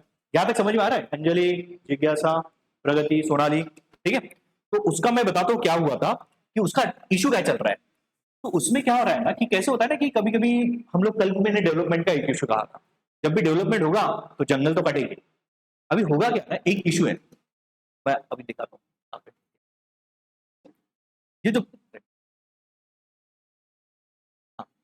तो Brazil is the largest country in South America continent, but इसका ये वाला जो हिस्सा है ना, इधर वाला हिस्सा, it is almost covered by this dense forest, that is Amazon rain forest maximum. ये भी ले लो, इधर का भी है वैसे देखा जाए, ठीक है। तो दिखने के लिए ब्राजील बहुत बड़ी कंट्री है, बट उनकी मेजर पॉपुलेशन इधर रिसाइड करती है, कोस्टल रीजन में। और इधर में जाना थोड़ा मुश्किल है क्योंकि हैबिटेबल इन्वायरमेंट नहीं है, क्योंकि इतना रेन फॉरेस्ट है तो वहां पे आपका जमीन के ऊपर तो दलदल होता है। तो वो एरिया काइंड ऑफ वहां पे रहने वाले जो लोग हैं वो वहां के ट्राइबल्स है, जो उनका जो कुछ एडेप्टेशन है with respect to that Amazon rain forest वो कर रहे हैं, और उसका वो यूज नहीं कर पा रहे। और एनवायरमेंटल लॉज वगैरह बन रहे हैं ग्लोबली, एनवायरमेंट मतलब जंगल को बचाओ या फिर फॉरेस्ट डिफॉरेस्टेशन मत करो, ऐसे मुहिम तो चल रही है। तो उसमें क्या हो रहा है ना अभी कि फिर ये जगह अगर यूज नहीं कर पाएंगे तो रिसोर्सेज यूज नहीं कर पाएंगे, मतलब उस कंट्री का आधा हिस्सा तो यूटिलाइज ही नहीं हो रहा है। तो करेंगे क्या फिर लॉ को मानेंगे या फिर क्या करेंगे। तो यहाँ पे फिर आते हैं हमारे प्राइवेट प्लेयर, उनको कोई लेना देना नहीं है जंगल वंगल से, उनको लेना देना पैसों से, क्योंकि पैसा रहेगा तो उनका इकोनॉमी चलेगा। तो उस देश के जो कुछ प्राइवेट प्लेयर्स है या फिर दूसरे देश के भी प्राइवेट प्लेयर है, उनको पता है यहाँ पे खजाना है अंदर में, बहुत रिसोर्सेज है, इतनी बड़ी लैंड कम नहीं होती यहाँ पे। तो इस कंट्री के बाकी कंट्रीज का अगर कंबाइन एरिया देखा जाए तो वो ज्यादा रहेगा इससे, करेक्ट। यहाँ पे देखो कितनी छोटी कंट्री, उरुग्वे, पैराग्वे, बोलिविया, ये पूरी की पूरी समा जाती है, इतना बड़ा ये अमेजॉन फॉरेस्ट का है। तो ये यूज नहीं कर पाएंगे। तो ब्राजील वाले क्या कर रहे हैं, मतलब जो प्राइवेट वाले क्या कर रहे हैं बताइए, वो ना आग लगा देते, जला दो, तोड़ तो नहीं सकते ना, तोड़ेंगे तो दिखेगा, कोई ना कोई शायद रिपोर्टिंग होगी, दिख जाएगा लोगों को कि भाई देखो ये कंपनी वाले ये तोड़ रहे। आग तो नेचुरली लग सकती है, आग लग रही उससे अगर फॉरेस्ट खत्म हुए तो हमारा क्या उसमें दोष है, हाँ हमने तो नहीं किया हो। तो वो तोड़ तो नहीं सकते क्योंकि दुनिया के नजरों में तो ये फिर क्रिमिनल बन जाएंगे, करेक्ट। बट वो क्या कर देते, फिर आग लगा देते। अगर आग लगा दी तो वो जलती हो जाएगी। वो एक बार क्या किया उन्हें, धीरे धीरे धीरे, अभी ये कम हो रहा है, अभी मैंने कितना ड्रॉ किया था पहले, इतना ड्रॉ किया, अभी ये एरिया रिसीड कर रहा है, रिसीड कर रहा है मतलब पीछे पीछे जा रहा है, और ज्यादा से ज्यादा एरिया वो अभी यूटिलाइजेशन में ला रहे हैं। मतलब फॉरेस्ट जो है, रेन फॉरेस्ट जिसको लोग लंग्स ऑफ द वर्ल्ड कह रहे हैं, वो धीरे धीरे खत्म होते जा रहा है। और ये जो आग लग रही है ये कोई नेचुरल आग नहीं होती, ये मैन मेड ही होती है। मतलब मैन मेड ह्यूमंस उसको यूटिलाइजेशन में लाने के लिए उस जंगल को तोड़ रहे, और उसका दोष अपने ऊपर ना आए उसके लिए वो आग का सहारा लेते हैं।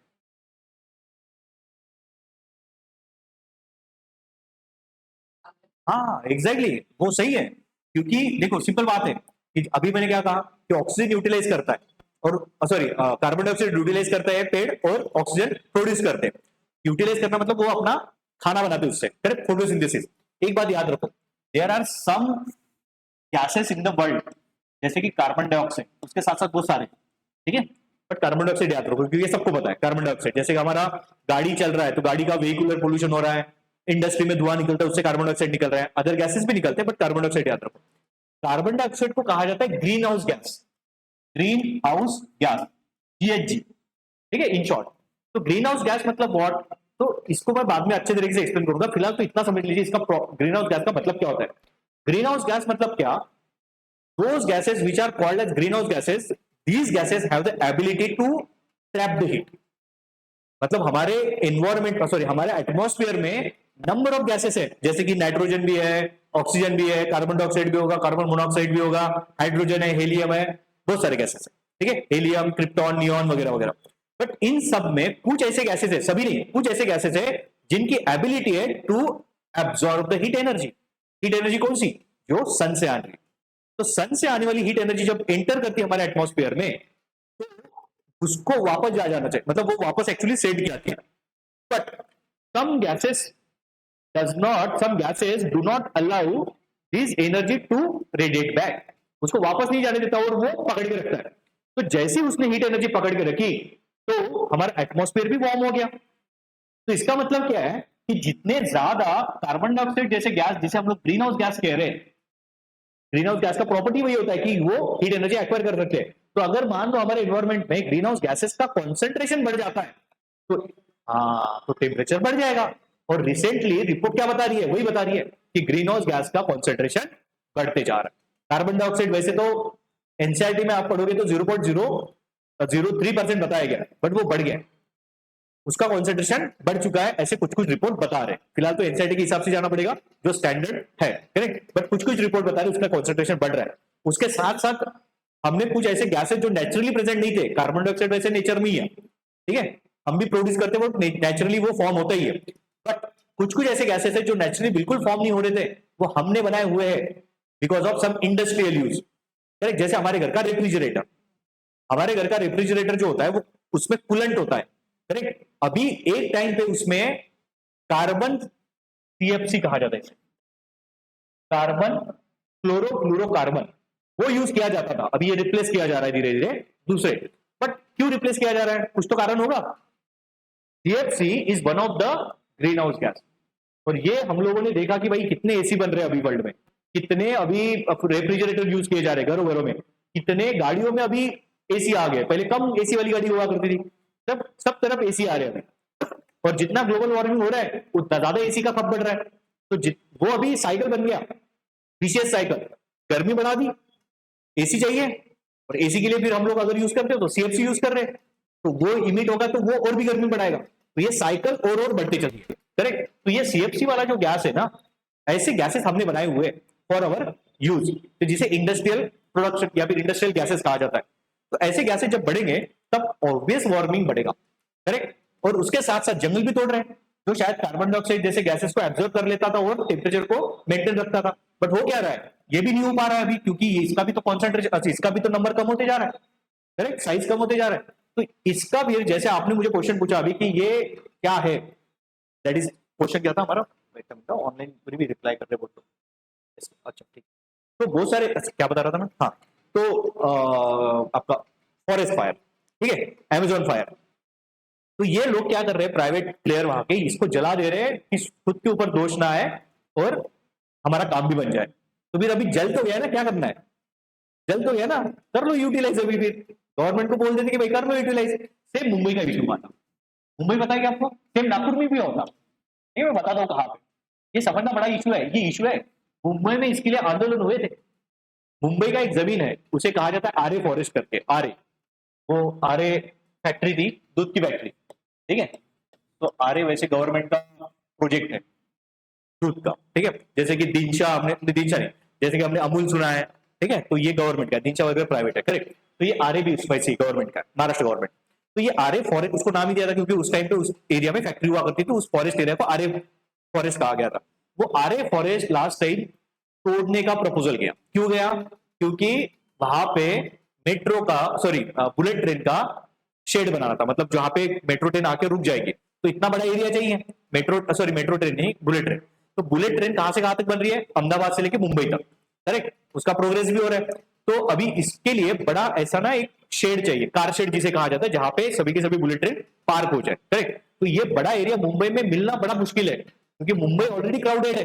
फिर इनकी नजर जाती है जंगलों के ऊपर कि भाई देख लो अभी यही तो एरिया बचा है हमारे पास, अभी बाकी तो हम लोग यूटिलाइज कर लिया, करेक्ट। हॉरिजॉन्टली एक्सपांड नहीं हो रहे, वर्टिकल जा रहे हो लोग, वर्टिकल मतलब बड़ी बड़ी बिल्डिंग बन रहे हैं, तो फिर ये एरिया कैसे लाए। तो आरे के लिए फिर वहां पे तोड़ने का प्रपोजल, ऑब्वियस है कि ऐसा कोई प्रपोजल चलता है तो वो सबको संज्ञान में लेके बताया जाता है कि ऐसा ऐसा हो रहा है। तो लोगों को लगा जो एनवायरमेंटलिस्ट है तो ये गलत बात है, यही तो इतना ही तो ग्रीनरी एरिया बचा हुआ है ज्यादा से ज्यादा मुंबई में, क्या करें, फिर आंदोलन हुआ, करेक्ट।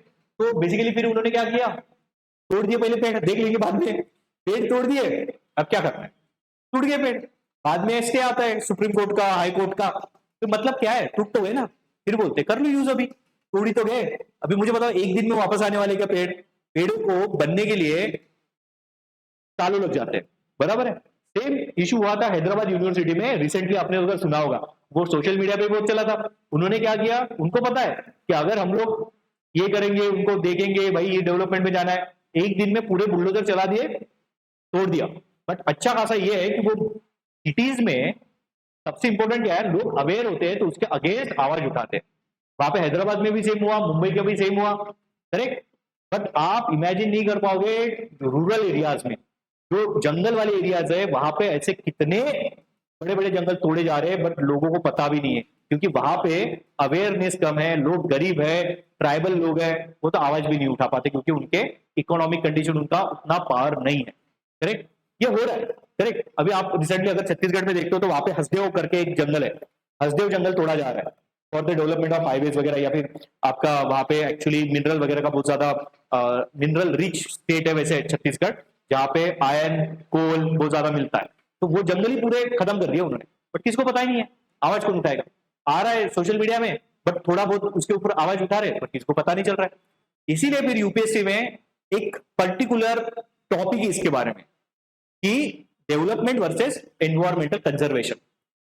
कल मैंने एक वर्ड यूज किया था कि सिर्फ डेवलपमेंट होना जरूरी नहीं है, सस्टेनेबल डेवलपमेंट होना जरूरी है। इसीलिए फिर सस्टेनेबल डेवलपमेंट इस तरीके के ना हमारे टॉपिक बन जाते हैं, क्योंकि एट द एंड जब आप ऑफिसर बनोगे तब आपको ये सब कुछ चीजें ध्यान में लेनी होती है, और इनका ही आपका क्या एक अंडरस्टैंडिंग है इसी सभी चीजों का आपसे एक्सपेक्टेड रहता है यूपीएससी जैसे ऑर्गेनाइजेशन को, क्योंकि आपका डिसीजन मेकर का रोल है, आप सिर्फ फॉलोअर नहीं हो। जैसे कंपनियों में गए और बोल दिया बॉस ने कि भाई ये काम करना है, सॉफ्टवेयर बनाना स्टार्ट कर दिया आपने, ठीक है, वो ऑर्डर फॉलो कर रहे हैं। आप ऐसे पोजीशन पे बैठे हो जो एक्चुअली पॉलिसी को इंप्लीमेंट कर रहे हैं, पॉलिसी मेकिंग के लिए हेल्प कर रहे हैं, ये सब कुछ चीजें। तो जब आपको ऐसा रोल आपको आ रहा है तो आपको ओवरऑल नॉलेज होना जरूरी है, और यूपीएससी भी यही एक्सपेक्ट करता है आपसे। समझ में आ रहा है? तो इस एग्जाम की डिमांड इस तरीके से है कि कोई भी इशू जो है उसको आपको अलग अलग, जो हम लोग कहते हैं ना WH क्वेश्चन, उससे समझना होता है कि why this issue, what is issue, when it has happened, ठीक है, what is solution, correct, how it can be queer, अगर प्रॉब्लम है तो हम लोग कहेंगे कि उसके ऊपर सॉल्यूशन क्या हो सकता है, ठीक है। इस तरीके के जो WH क्वेश्चन हम लोग कह रहे हैं, वो वाला माइंड आपका होना चाहिए एज ए यूपीएससी एस्पायरेंट। तो ये जब आप करोगे तब जाके आपको समझेगा कि इशू को कैसे आपको एनालाइज करना होता है, जस्ट सिर्फ इंफॉर्मेशन से नहीं होता। जैसे अभी रिसेंटली शायद अभी वॉर चल रहा था, ईरान और इजराइल वॉर, तो उसमें भी उसके क्या डायनामिक्स है, इसे हम लोग कह सकते हैं डायनामिक्स या फिर मल्टी डायमेंशनल अप्रोचेस, वो समझना जरूरी है कि why there is a war between. सबसे पहले तो आपके दिमाग में आना चाहिए व्हाई, कि भाई ये हो क्यों रहा है, तो उसके रिजल्ट आपको मिलेंगे। अगर हो रहा है तो उसके ऊपर कोई सॉल्यूशन भी देना पड़ेगा, अगर वो चीज गलत है, बुरी है, तो उसको आपको रेक्टिफाई करना पड़ेगा। रेक्टिफाई करने के लिए आपको क्या करना पड़ेगा, उसके ऊपर सॉल्यूशन देना पड़ेगा। सॉल्यूशन देने के लिए सबसे पहले तो मुझे इशू समझना जरूरी है। अगर इशू नहीं पता तो आप सॉल्यूशन कैसे दोगे, सिंपल बात है ना, करेक्ट। अगर मुझे पता ही नहीं है कि प्रॉब्लम क्या है, मतलब कि मुझे अभी पता चला कि भाई बहुत लोग ऐसे हैं कि जिनको एजुकेशन नहीं मिल पा रहा है, वो बच्चे शायद 1 महीने से गए ही नहीं है स्कूल में, क्यों, क्योंकि स्कूल की हालत खराब है, पानी गिर रहा है, बारिश चल रही है, इसलिए मुझे क्या पता चल गया, प्रॉब्लम, करेक्ट। प्रॉब्लम क्या है, बच्चे नहीं जा पा रहे, प्रॉब्लम क्या है, पानी गिर रहा है। तो एज ए कलेक्टर मैं क्या करूंगा, ऑर्डर दूंगा एजुकेशन का, जो कुछ वहां पे हर स्टेट का, सॉरी हर डिस्ट्रिक्ट का आपका एजुकेशन का एक जो विंग है, उसको बोलूंगा कि सबसे पहले इश्यू रिजॉल्व करो, बच्चों का fundamental right, that is right to education बाहर हो रहा है। तो मैं क्या करूंगा, ऑर्डर देके सबसे पहले तो उसकी छत बनवाऊंगा, बच्चों का एजुकेशन स्टार्ट करना।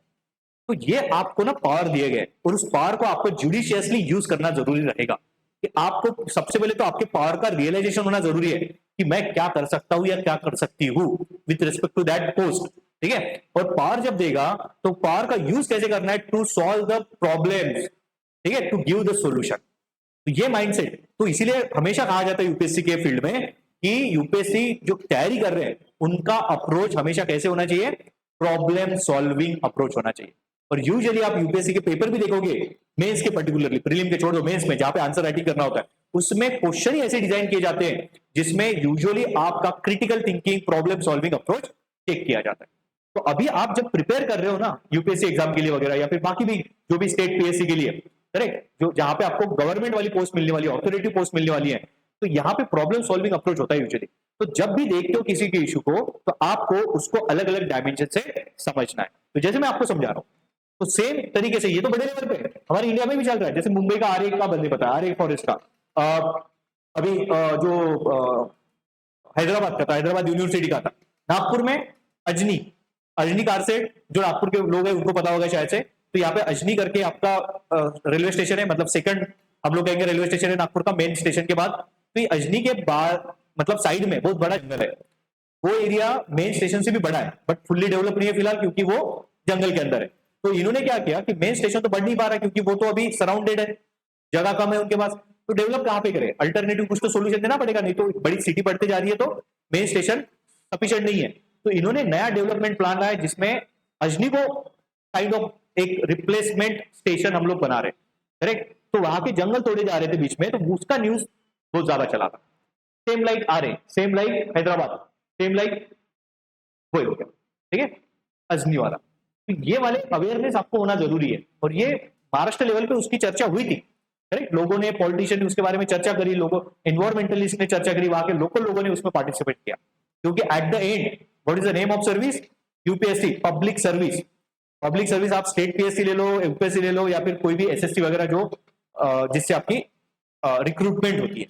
तो इशू समझिए सबसे पहले क्या, इशू समझने के लिए थोड़ा नॉलेज होना जरूरी है उस इशू का। क्लियर, समझ पा रहे हो मैं क्या बोल रहा हूँ? आई गेस मुझे लगता है कि ज्यादा मैं बात कर रहा हूँ। हाँ,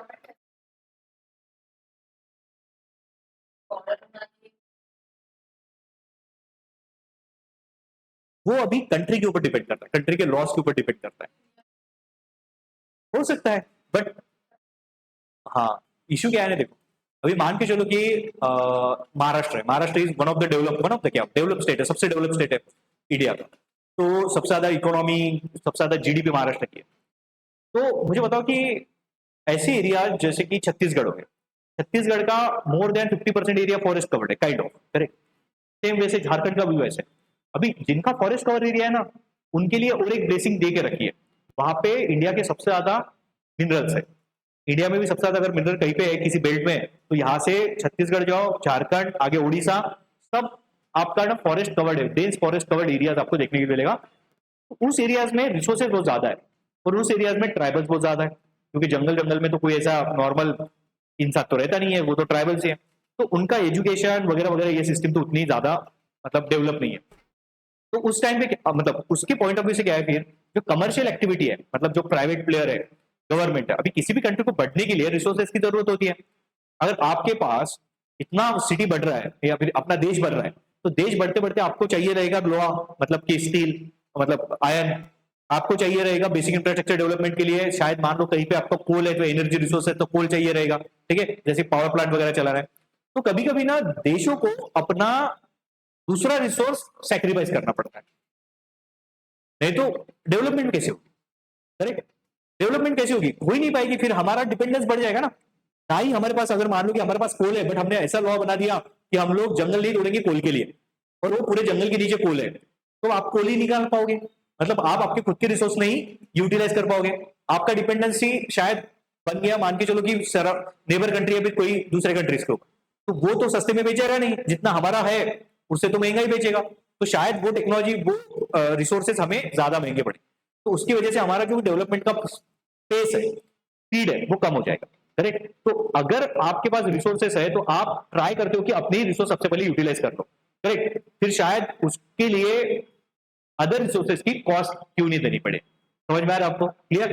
बट जैसे हम लोग कह रहे हैं कि डेवलपमेंट तो हो रही है, बट कभी कभी अननेसेसरी एक्सप्लॉयटेशन भी होता है उसके साथ साथ, वो तो नेसेसरी है, इसलिए मैंने कहा ना कि डेवलपमेंट वर्सेस एनवायरमेंट, हम लोग कहीं पे भी रिजिड नहीं हो सकते, ठीक है। आपको कहीं ना कहीं पे एकदम हम लोग कहते हैं ना मीडियम वे, मध्यम मार्ग, वो निकालना जरूरी होता ही है कि डेवलपमेंट करें, डेवलपमेंट करना है तो शायद जंगल तोड़ने पड़ेंगे, बट डेवलपमेंट ऐसी भी नहीं हो कि पूरी जंगल टूट जाए और हमें फिर उसका फ्यूचर में निगेटिव इंपैक्ट सहना पड़े, correct. Negative impact in the sense global warming वगैरह वगैरह, या फिर हम लोग ऐसा भी नहीं होना चाहिए कि भाई सिर्फ जंगल बचाने के इसमें फिर हम लोग रिसोर्स यूटिलाइज नहीं कर पाए और बाकी कंट्रीज के कंपेयर में हम लोग बैकवर्ड रह जाए या फिर डेवलपमेंट में स्लो रहे, करेक्ट। तो फिर करना क्या है, तो आपको कोई तो मीडियम पाथ निकालना पड़ेगा। शायद जंगल भी तोड़ रहे हो तो फिर जंगल का रिप्लेसमेंट कहीं पे दूसरी तरफ करो जहां पे रिसोर्सेज नहीं है, शायद वो जमीन बंजर पड़ी है तो वहां पे जंगल लगा दो, तो दैट कि इधर के जंगल का जो नंबर हम लोग कट कर रहे हैं उधर में जंगल बढ़ेगा, अल्टीमेटली हमारे पास फॉरेस्ट का जो एक रिसोर्सेज है वो मेंटेन रहेगा। तो उसके लिए भी हमारे पास प्रोविजंस है, जिसे अफॉरेस्टेशन कहा जाता है। जैसे डिफॉरेस्टेशन मतलब जंगल तोड़ना होता है, उसके अपोजिट होता है अफॉरेस्टेशन मतलब जंगल लगाना। और वो अकॉर्डिंग टू लॉ, जो जंगल तोड़ता है, अगर मान लो प्राइवेट कंपनी ने तोड़ा है, फिर गवर्नमेंट की कंपनी भी तोड़ा, तो उसको एक्चुअली उसका असेसमेंट होता है बाय एनवायरमेंटल मिनिस्ट्री, और उस असेसमेंट से उसने जितना जंगल तोड़ा, कितने पेड़ तोड़े, उसका उतने ही पेड़ तो लगाने ही पड़ते हैं। बट पेड़ लगाने से नहीं होता, पेड़ तो छोटा है ना, पेड़ छोटा है तो उसकी उतनी ताकत नहीं है जितना एक बड़ा पेड़ था। ताकत इन द सेंस जितना ऑक्सीजन ये प्रोवाइड प्रोवाइड अपना प्रोड्यूस कर रहा था, उतना छोटा सा सैपलिंग नहीं करेगा ना। पेड़ तो लाके डायरेक्ट नहीं लगाएगा, वो छोटा सा सैपलिंग लगाएगा, वो तो उसको तो अभी मतलब हो सकता है कि 50 साल लग सकते हैं उसको उतना बड़ा होने के लिए। तो उसको सिर्फ प्लांटेशन नहीं करना है, प्लांटेशन के साथ साथ उसकी जो वैल्यू रहेगी एक पेड़ की, oxygen with respect to oxygen, with respect to biodiversity, वो भी उस कंपनी को देनी पड़ती है। करेक्ट, देना पड़ेगा अभी उनको, नहीं तो फिर सुप्रीम कोर्ट उसके ऊपर कार्रवाई कर सकता है। करेक्ट, तो ये करना पड़ता है। बड़ा जंगल तोड़ेगा तो उसका जो मैकेनिज्म है, उसका नाम है एक पर्टिकुलर, उसको कहा जाता है कैंपा करके। कैंपा, कैंपा मतलब उसका एक्चुअली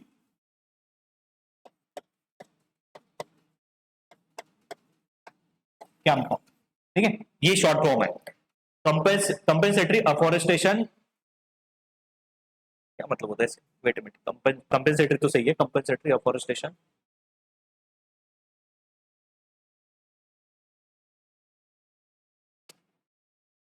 मैं भूल गया और स्टक हो रहा हूँ।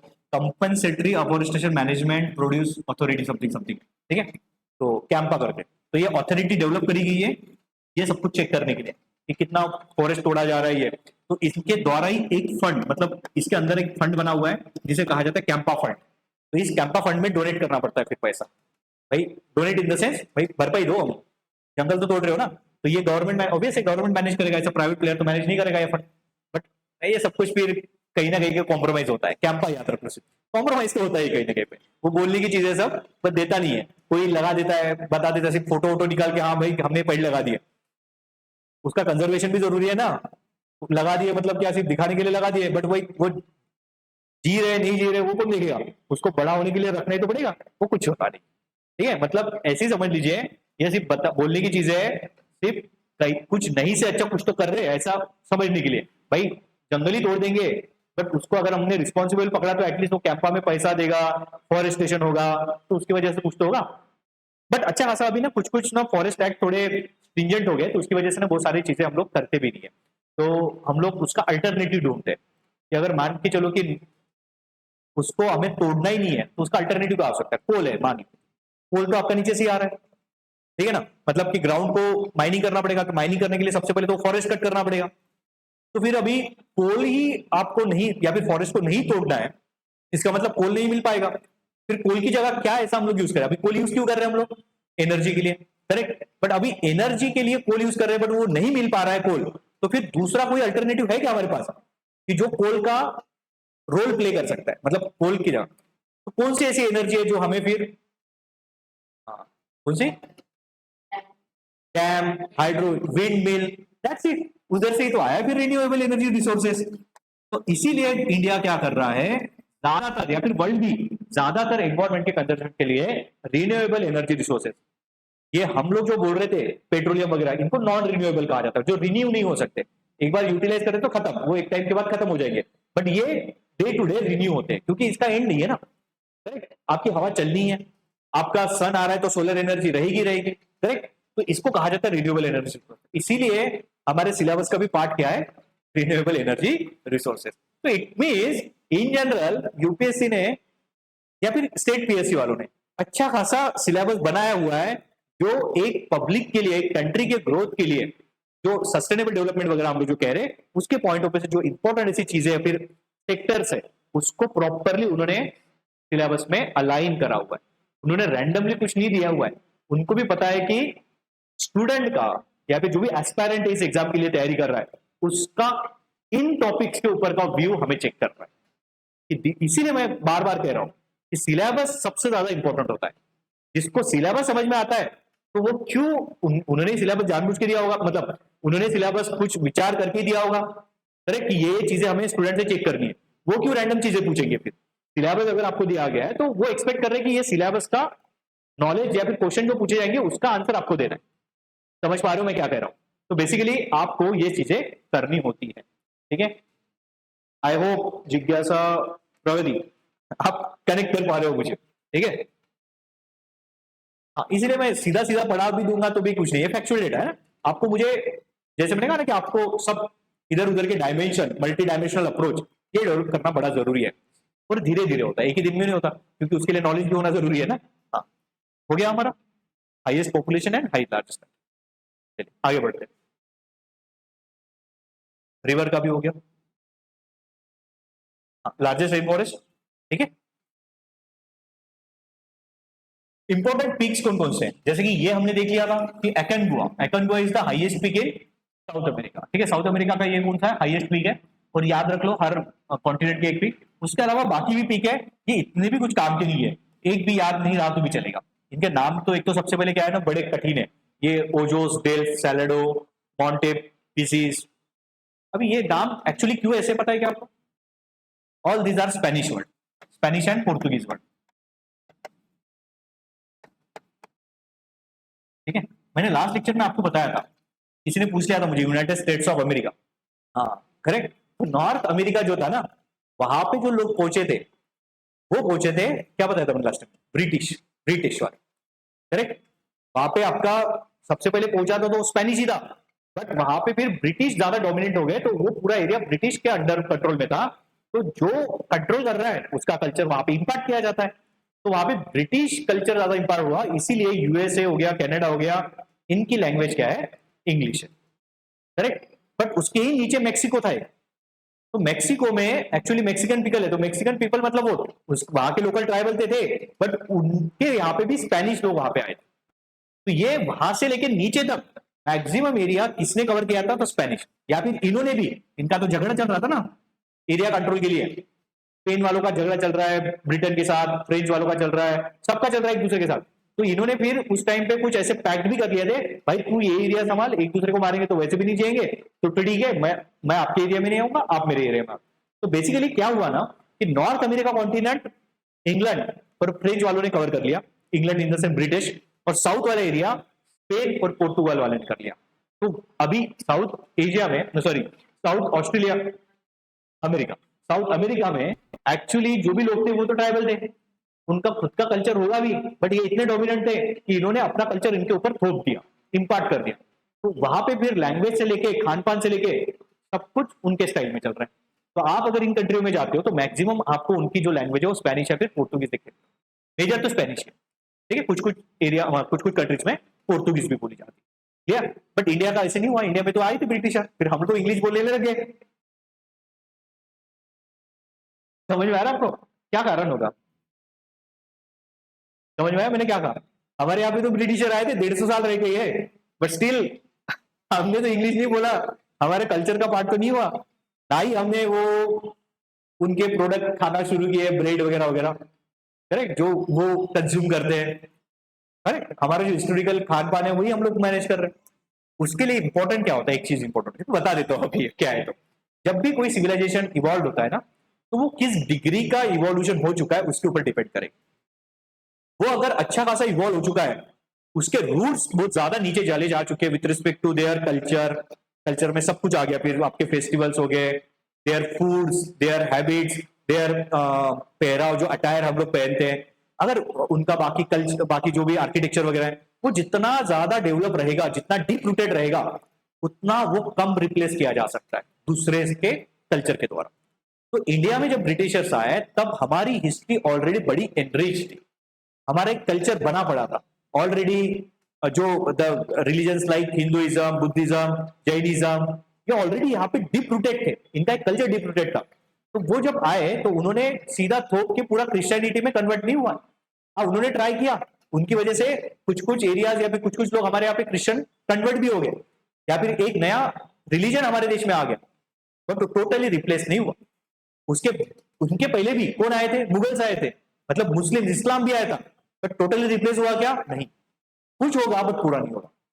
तो इसका मतलब जिस एरिया में उनका कल्चर, उनका जो भी कल्चर का पार्ट, आपका रिलीजन, सब कुछ आता है, तो वो जितना डीप रूटेड रहेगा उतना रिप्लेस किया नहीं जा सकता। बट मैंने अभी तक जहां जहां पे बताया, north America, south America, Africa, ये सभी के सभी ट्राइबल डोमिनेटेड कंट्रीज ये थी एरिया थे, और वहां पे तो ग्रुप ग्रुप में लोग रह रहे थे, 100 लोग में। हमारा एज ए कल्चर कंट्री जैसा एक माहौल था, मतलब कि खुद का एक कल्चर, करेक्ट।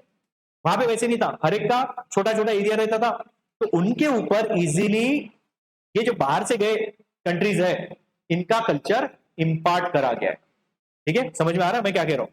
इसीलिए वहां पे फिर जो भी उनका कल्चर है वो रिप्लेस किया गया इजीली बाय हाँ स्पेनिश पीपल, पोर्तुगीज पीपल, या फिर जो भी हम लोग कहते हैं कॉलोनी जिन्होंने बनाई वहां पे। ठीक, तो इसीलिए वहां पे इंडिया में नहीं है। ठीक है, तो ये आगे बढ़ते हैं। वो है एंडीज। अच्छा, जिस तरीके से अमेजोन समझा उस तरीके से एंडीज भी समझना पड़ेगा।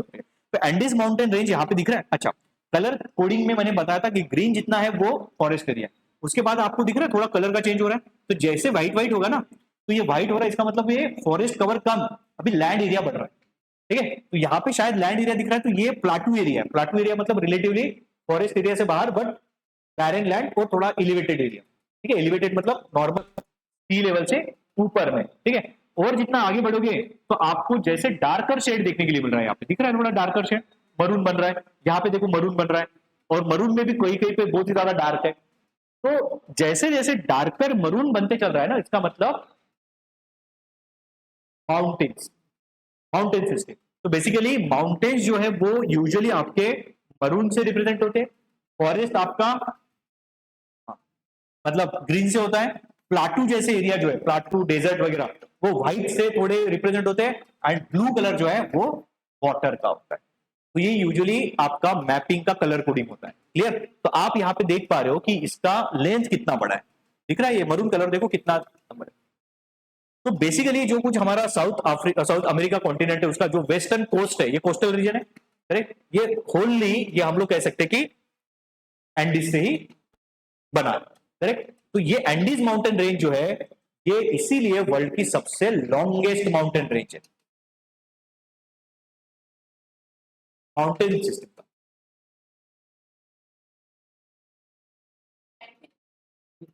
नहीं, क्या है प्लाटू? ये प्लाटू नहीं है। कौन सा, ये वाला? अच्छा देखो मैं बता देता हूँ कैसे है ना, कि ये देखो ये समुद्र तल है, यहां से ऊपर जाएंगे तो कॉन्टिनेंट स्टार्ट होता है। कॉन्टिनेंट मतलब लैंड पार्ट। अभी कैसा है ना कि यहाँ पे एकदम हाइट नहीं बढ़ती कि डायरेक्ट ऐसे हाइट बढ़ गई कोस्टल के साइड, कोस्टल से ना थोड़ा थोड़ा हाइट बढ़ती हुई जाता है अंदर की तरफ। तो जो यहाँ का एरिया होता है ना एकदम nearer to the coastal region, वो ना काइंड ऑफ एलिवेटेड होता है but flat, correct.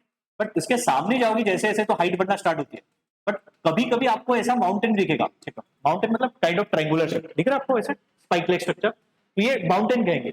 But majority countries में माउंटेन होगा ऐसा नहीं है। मेजोरिटी लैंड के ऊपर ना ऐसे ऐसे जब हाइट बढ़ती चलती है ना, तो कुछ एरिया में इस तरीके से आपको बढ़ते हुए फ्लैट दिखेगा। अभी आपको ये भी एरिया क्या दिख रहा है, फ्लैट ही दिख रहा है, ये भी फ्लैट ही दिख रहा है।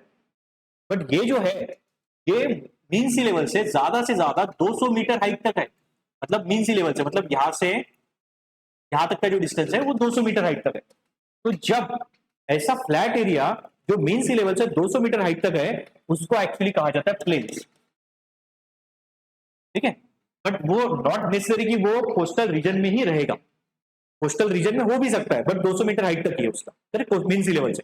वो शायद इंटीरियर साइड में भी रह सकता है, इंटीरियर मतलब कोस्ट से अंदर के साइड, अगर वहां पे भी एरिया है बट उसकी हाइट मीन सी लेवल से अगर 200 मीटर तक है तो उसको हम लोग क्या कहेंगे, प्लेन्स कहेंगे।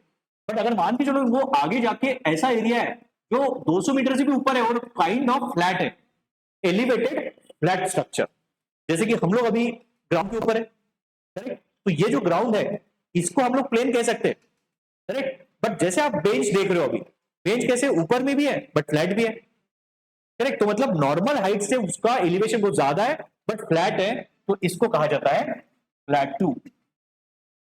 ठीक है, तो स्ट्रक्चरली इनके नाम दिए गए, तो ये प्लाटू बन गया।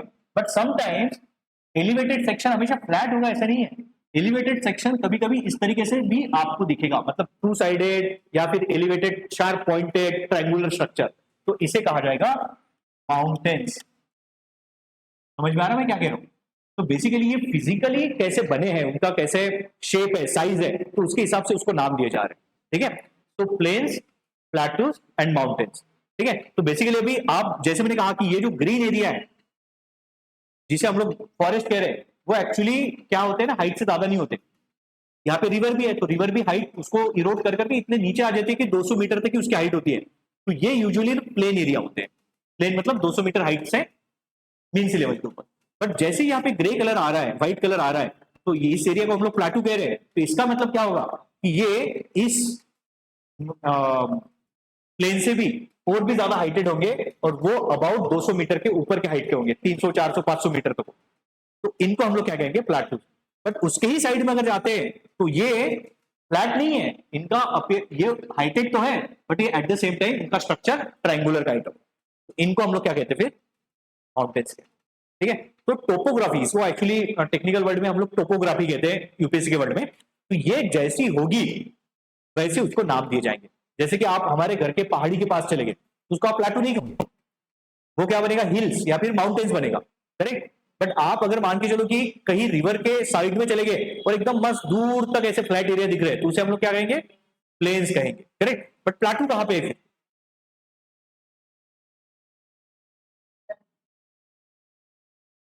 कभी कभी हम लोग समझ भी नहीं पाते कि प्लाटू कहां पे है।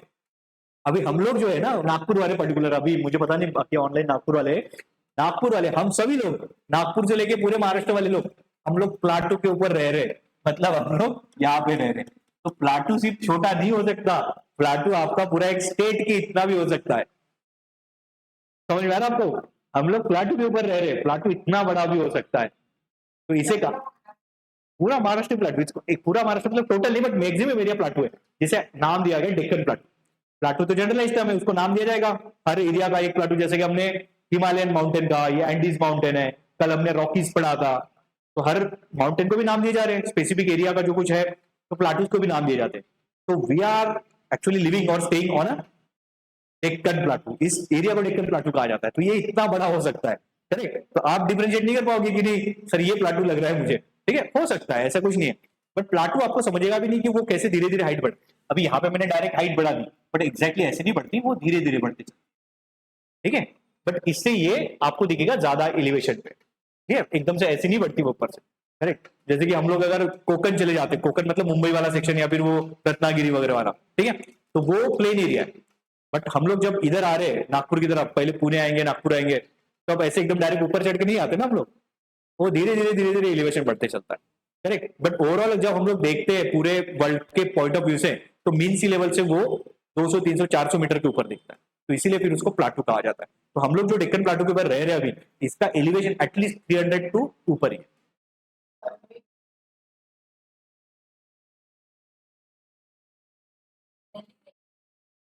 दिल्ली में प्लाटू एरिया है, कोतवार प्लाटू वगैरह कहते हैं उसे, बहुत सारे एरिया। तो ये लोकली हो सकते छोटे बड़े, but Deccan plateau is one of the India का सबसे बड़ा प्लाटू है, इसलिए इतना बड़ा साइज है इसका। ठीक है। बट छोटे बड़े भी प्लाटू है, जैसे कि आप दिल्ली का कहा आपने, तो पोतवार प्लाटू करके, बट वो पोतवार प्लाटू इतना फ्लैट कर दिया है नदियों ने इरोजन कर करके कि वो अभी प्लेन लेवल की तक की आ चुका है। मतलब इसका भी इरोजन होते जाएगा, मतलब ये इरोड हो के शायद इस प्लेन के लेवल का भी हो सकता है। ठीक है। तो ये कन्वर्ट होते रहते हैं, मतलब कि एक जो फीचर है दूसरे फीचर में कन्वर्ट हो सकता है, अगर वो डिपेंड करेगा कि कैसे एक्शंस हो रही है क्लाइमेट के। करेक्ट। तो एंडीज माउंटेन, तो एंडीज माउंटेन रेंज जो मैंने कहा, ये याद रखो कि Andes mountain range is the longest mountain range in the world. Second largest longest जो थी कल हमने पढ़ी थी, सेकंड लॉन्गेस्ट क्या थी, रॉकीज थी, जो कल हमने पढ़ी नॉर्थ अमेरिका वाली। ये लॉन्गेस्ट है, वो सेकंड लॉन्गेस्ट है, ठीक है, लेंथ वाइज। तो it is the longest mountain range in the world. The highest peak is mount Aconcagua. ठीक है, ये सबसे पहले ये फैक्ट याद रखो कि ये लॉन्गेस्ट माउंटेन रेंज है वर्ल्ड। और सेकंड क्या फैक्ट इंपॉर्टेंट है, माउंट एकोनगुआ ये क्या है, इसका हाईएस्ट पीक है। ठीक है। Volcanic in origin but now it's a dormant. Volcanic in origin, ये इसका मतलब मैं बाद में समझाऊंगा आपको डोरमेंट का मतलब क्या होता है। तो बट वोल्केनिक इन ओरिजिन है, याद रखो। The world's highest volcanoes are in mountain. मतलब कि वर्ल्ड के जो कुछ हाइट वाइज सबसे बड़े बड़े माउंटेन, अभी देखो ना इसका हाइट कितना है, 6962 मीटर। 6962 मीटर मतलब 7000 मीटर। 7000 मीटर मतलब अबाउट 7 किलोमीटर हाइट है फ्रॉम मीन सी लेवल। और हिमालय जो है उसकी हाइट जो है 88 है, मतलब कि 9 किलोमीटर के अराउंड। तो हिमालय मतलब जो top 10 mountain range, top 10 peaks आ रहे वर्ल्ड के, उनमें आपका माउंट एकोनगुआ भी आता है। इतना ज्यादा इसका हाइट है। करेक्ट। तो ये one of the tallest mountain peaks जो है उसमें भी आ रहा है। तो ये ऊपर से ये वोल्केनिक है, इसलिए यहाँ पे लिखा हुआ है कि वर्ल्ड के जो हाईएस्ट वोल्केनोज है ना, ये आपके एंडीज में आपको देखने के लिए मिलते हैं। Now the Andes mountains line western edge of the South America. Andes edge ने क्या बनाया, ये वेस्टर्न एज बना रहा है साउथ अमेरिका कॉन्टिनेंट का। From Venezuela all the way long, यहाँ पे वेनेजुएला है, अभी बताया था मैंने, ठीक है। तो ये वेनेजुएला से स्टार्ट होता है और नीचे में यहाँ पे कंट्री है ऐसे, इसको कहा जाता है चिली कंट्री, ठीक है। तो वेनेजुएला से चिली तक उसका स्पैन है, कहा गया। हाँ, America from Venezuela all the way along the Chile to South America southern tip, ये सदर्न टिप तक भी आते चल रहा है, ठीक है। यहां से स्टार्ट होके ये आगे तक southern tip about 9000 kilometre in all. इसका पूरा कितना लेंथ है, 9000 किलोमीटर। सेकंड लॉन्गेस्ट जो बताया था रॉकीज का कल का, वो कितना था, 4600 मीटर, किलोमीटर था, सॉरी लेंथ वाइज कह रहा हूं मैं, लेंथ वाइज है, हाइट नहीं, ये हाइट लिखी थी मैंने वहां पे, ये लेंथ वाइज है, लेंथ मतलब लंबा, हाइट मतलब ऊपर में, करेक्ट। तो ये लेंथ वाइज 9000 किलोमीटर मतलब लॉन्गेस्ट माउंटेन रेंज है वर्ल्ड की, और 4600 ये कल हमने रॉकीज जो पढ़ा था उसकी थी, ठीक है, सेकंड लॉन्गेस्ट माउंटेन रेंज, ठीक है। नाउ आगे बढ़ते, कहा गया making them the longest mountain range in the world. Along that route, they cross through the Ecuador, Peru and Bolivia. अच्छा, यहाँ पे जो कंट्री है ना, ये तो वेनेजुएला थी, यहाँ पे इक्वेडर, पेरू, वेनेजुएला और फिर चिली इस कंट्री में फैला हुआ है। By wind, they cross into the Argentina, मतलब कि कुछ पार्ट यहाँ पे साइड में और एक कंट्री है कॉल्ड अर्जेंटीना, वहां पे भी जाता है। तो बेसिकली समझना यही है कि आपको याद रहना चाहिए कि कौन सा माउंटेन किस किस देश में फैला हुआ है, कि जैसे कि पहला कंट्री तो आपको वेनेजुएला था, then Bolivia, Peru, Ecuador, then उसके बाद नीचे चिली था, अर्जेंटीना, करेक्ट। इन कंट्रीज में ये एक्सपांडेड है। तो this is about Andes mountain range which is the longest mountain range the world. Now important lakes in the South America कौन कौन से हैं, टिटिकाका, ये सबसे इंपॉर्टेंट है माउंटेन, ये यहाँ पे, मतलब ये एंडीज में ही है बीच में, और ये वन ऑफ द, अभी एंडीज में इसका मतलब वो रेंज होगा ना, मतलब माउंटेन रेंज होगा, बड़े बड़े हाइट पे वहां पे होगा। तो ये टिटिकाका वर्ल्ड का one of the highest lake में आता है, क्योंकि वो माउंटेन्स में बसा हुआ है, करेक्ट। तो याद रखो कि largest lake of south America भी है और वन ऑफ द सबसे ज्यादा हाइट पे बना हुआ ये लेक है माउंट टिटिकाका। बाकी याद रखो मत रखो, क्योंकि बाकी के नाम आप याद भी नहीं रख सकते, इसको छोड़ दो, ठीक है। ये बड़ी डिफिकल्ट नाम है, टिटिकाका याद रखना, ठीक है। वैसे याद भी हो जाएगा, और टिटिकाका नाम भी बड़ा आपका अटपटा लग रहा है थोड़ा, टिटिकाका, करेक्ट, तो वो याद रख लो, बाकी छोड़ दो। बट मैंने सिर्फ यहाँ पे रखे हुए नाम सो दैट कि आपको समझ आए कि कौन कौन से, बाकी दिखाए गए बट याद मत रखो, यही याद रखना आपको, mount sorry lake Titicaca. North America का कौन सा लार्जेस्ट था, सुपेरियर, ग्रेट लेक में याद है, कल हमने देखे थे 5 ग्रेट लेक, उसका मैंने शॉर्ट ट्रिक बताया था आपको होम करके, उसमें से एक सुपीरियर लेक था, ठीक है। Superior is the largest lake in North America continent, और यहाँ का कौन सा है, टिटिका, ठीक है। आगे now next is Europe, that's it about south America. Now Europe वैसे साइज वाइज बहुत छोटा है, बट देख लेते इसके बारे में। Europe is the second smallest continent, ये सेकंड स्मॉलेस्ट कॉन्टिनेंट, हाँ सही है, it is the second smallest continent, correct. Smallest कौन सा है, ऑस्ट्रेलिया, ठीक है, ऑस्ट्रेलिया ओशियानिया, ठीक है। तो ये सेकंड स्मॉलेस्ट है और इसके बाद स्मॉलेस्ट है। तो और एक बचा हुआ हमारा अंटार्कटिका, तो अंटार्कटिका एक्चुअली साउथ अमेरिका जो पढ़ा ना उसके बाद का लार्जेस्ट है, बट वो वहां पे क्यों नहीं पढ़ा हमने, क्योंकि वहां पे पढ़ने लायक ज्यादा कुछ है नहीं, वो मैं आखिर में जो इंपॉर्टेंट चीज है वो बता दूंगा। तो ये समझिए, Europe is often describe as a peninsula of peninsulas. अभी पेनिनसुलास और पेनिनसुलास क्या होता है, अभी सिंपल एक समझिए, जैसे मैंने अभी आपको प्लेन्स बताया क्या होते हैं, तो या फिर प्लाटूज कैसे अलग होते हैं माउंटेन से, ये भी बताया, स्ट्रक्चरली अलग है।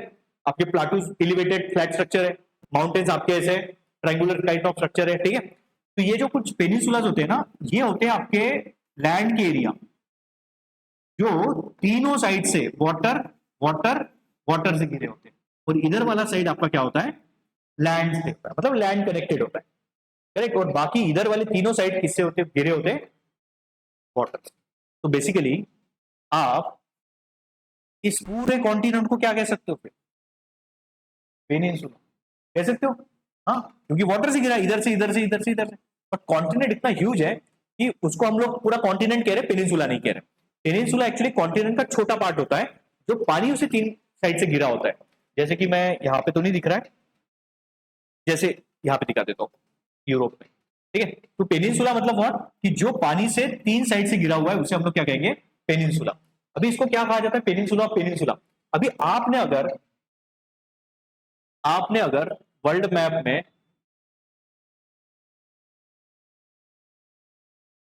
में, आपने अगर यूरोप को देखा, ये लैंड है, इधर से पानी से गिरा है, इधर से पानी से गिरा है, इधर से पानी से गिरा है, तीनों तरफ से पानी से गिरा है, इधर से भी पानी से गिरा है। तो बेसिकली ये पूरा कॉन्टिनेंट ही क्या है, पूरा कॉन्टिनेंट ही पेनिनसुला है। बट इस पेनिनसुला कॉन्टिनेंट के अंदर में भी जो कंट्रीज है ना, वो भी पेनिनसुला के फॉर्म में ही है।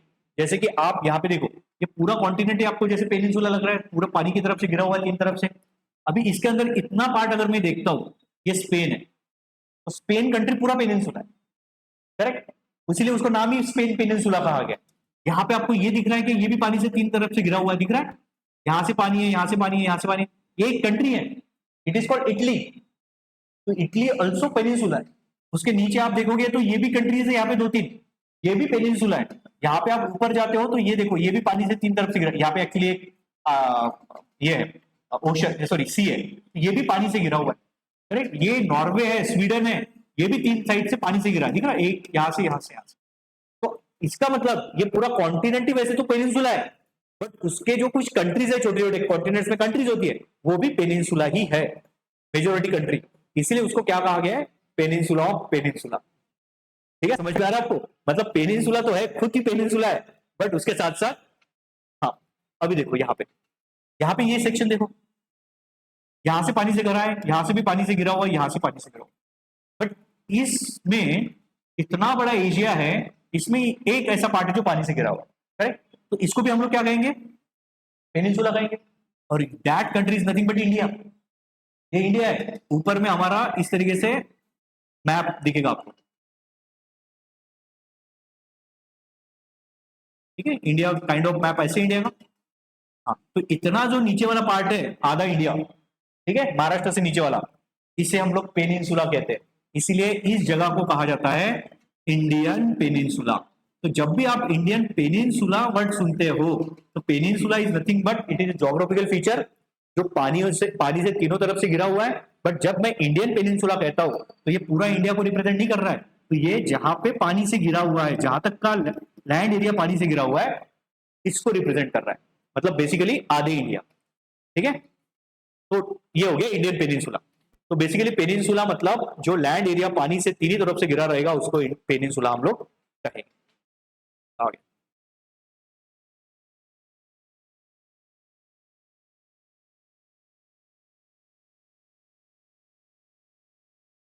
ठीक है, आगे बढ़ेंगे। चलो देखो, तो ये वाटर वाटर वाटर वाला, चलो देखो, पेनिनसुला ऑफ पेनिनसुला। तो अगर क्वेश्चन आता है तो याद रख लीजिए कि पेनिनसुला ऑफ पेनिनसुला किसे कहा जाता है, तो यूरोप।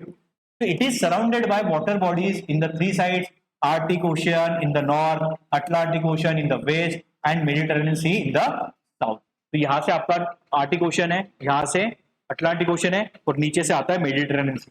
तो 3 तरफ से ये पानी से घिरा हुआ है, इसीलिए इसको पेनिनसुला कहा जा रहा है, इस पूरे कॉन्टिनेंट को। इट इज रफली 3 times the size of India. इस पूरे कॉन्टिनेंट का साइज सिर्फ इंडिया के 3 टाइम्स है, मतलब इतना छोटा है। इंडिया 3 इंडिया के बराबर एक कौन है, यूरोप है, मतलब ज्यादा बड़ा कॉन्टिनेंट नहीं है। बट इसका साइज तो स्मॉलर देन चाइना है, मतलब चाइना एक पूरी कंट्री है, उससे भी छोटा यूरोप कॉन्टिनेंट है, ठीक है। इंडिया का 3 टाइम्स है, बट चाइना का, तो चाइना से ये छोटा है, पूरा चाइना से छोटा है, करेक्ट। कितने कंट्रीज है टोटल, 50, और एक छोटी छोटी कंट्री है, बहुत ज्यादा। हाईएस्ट पीक कौन सा है यहाँ पे, माउंट एल्ब्रूस करके, ठीक है, माउंट एल्ब्रूस, ये याद रख लो। और यहाँ की लॉन्गेस्ट रिवर कौन सी है, ओल्गा रिवर। ये रिवर के बारे में हमने देखा था, correct, Olga river. Olga river यहाँ पे कैस्पियन सी में मर्ज होती है, कैस्पियन सी यहाँ पे इधर साइड में थोड़ा, ठीक है। तो ये कैस्पियन सी में मर्ज होने वाली ओल्गा रिवर आपके यूरोप में आती है। वैसे ये उसका कुछ पार्ट आपका एशिया में भी आता है, यूरोप में भी आता है। तो अभी यहाँ पे आपने, अच्छा मैंने कल एक चीज बोली थी आपको कि रशिया वैसे डिवाइडेड है 2 हिस्सों में, याद है ना? ये देखो रशिया का, वैसे रशिया मैंने कहा था कि यहाँ तक प्रेजेंट है, ये वाला पूरा रशिया यहाँ से लेके आता है, बट इसका कुछ हिस्सा रशिया का एशिया में आता है और ये हिस्सा यूरोप में आता है। तो यूरोप फिर इतना बड़ा बन जाता है, समझ में आपको? ठीक है, तो ये यहां से लेफ्ट की तरफ रशिया यूरोप में, राइट की तरफ टोटली यहाँ पे एशिया में आ रहा है। ठीक है, तो अभी लेफ्ट की तरफ का एशिया में क्यों होने का रीजन क्या है, ये मैं पहले एक्सप्लेन कर देता हूँ कि ये कॉन्टिनेंट्स कैसे बनते हैं। कॉन्टिनेंट्स वर्ल्ड के ऊपर ऐसा देखा जाता है, लेट से ऐसा मास है कॉन्टिनेंट, सॉरी पूरा यूरोप है, सॉरी क्या बोल रहा हूँ, पूरा अर्थ है। अर्थ के ऊपर अगर मान लो कि इतना पूरा कंटिन्यू लैंड एरिया है, बट अचानक से दूसरा लैंड एरिया इससे टोटली काइंड ऑफ अलग है, काइंड ऑफ अलग है।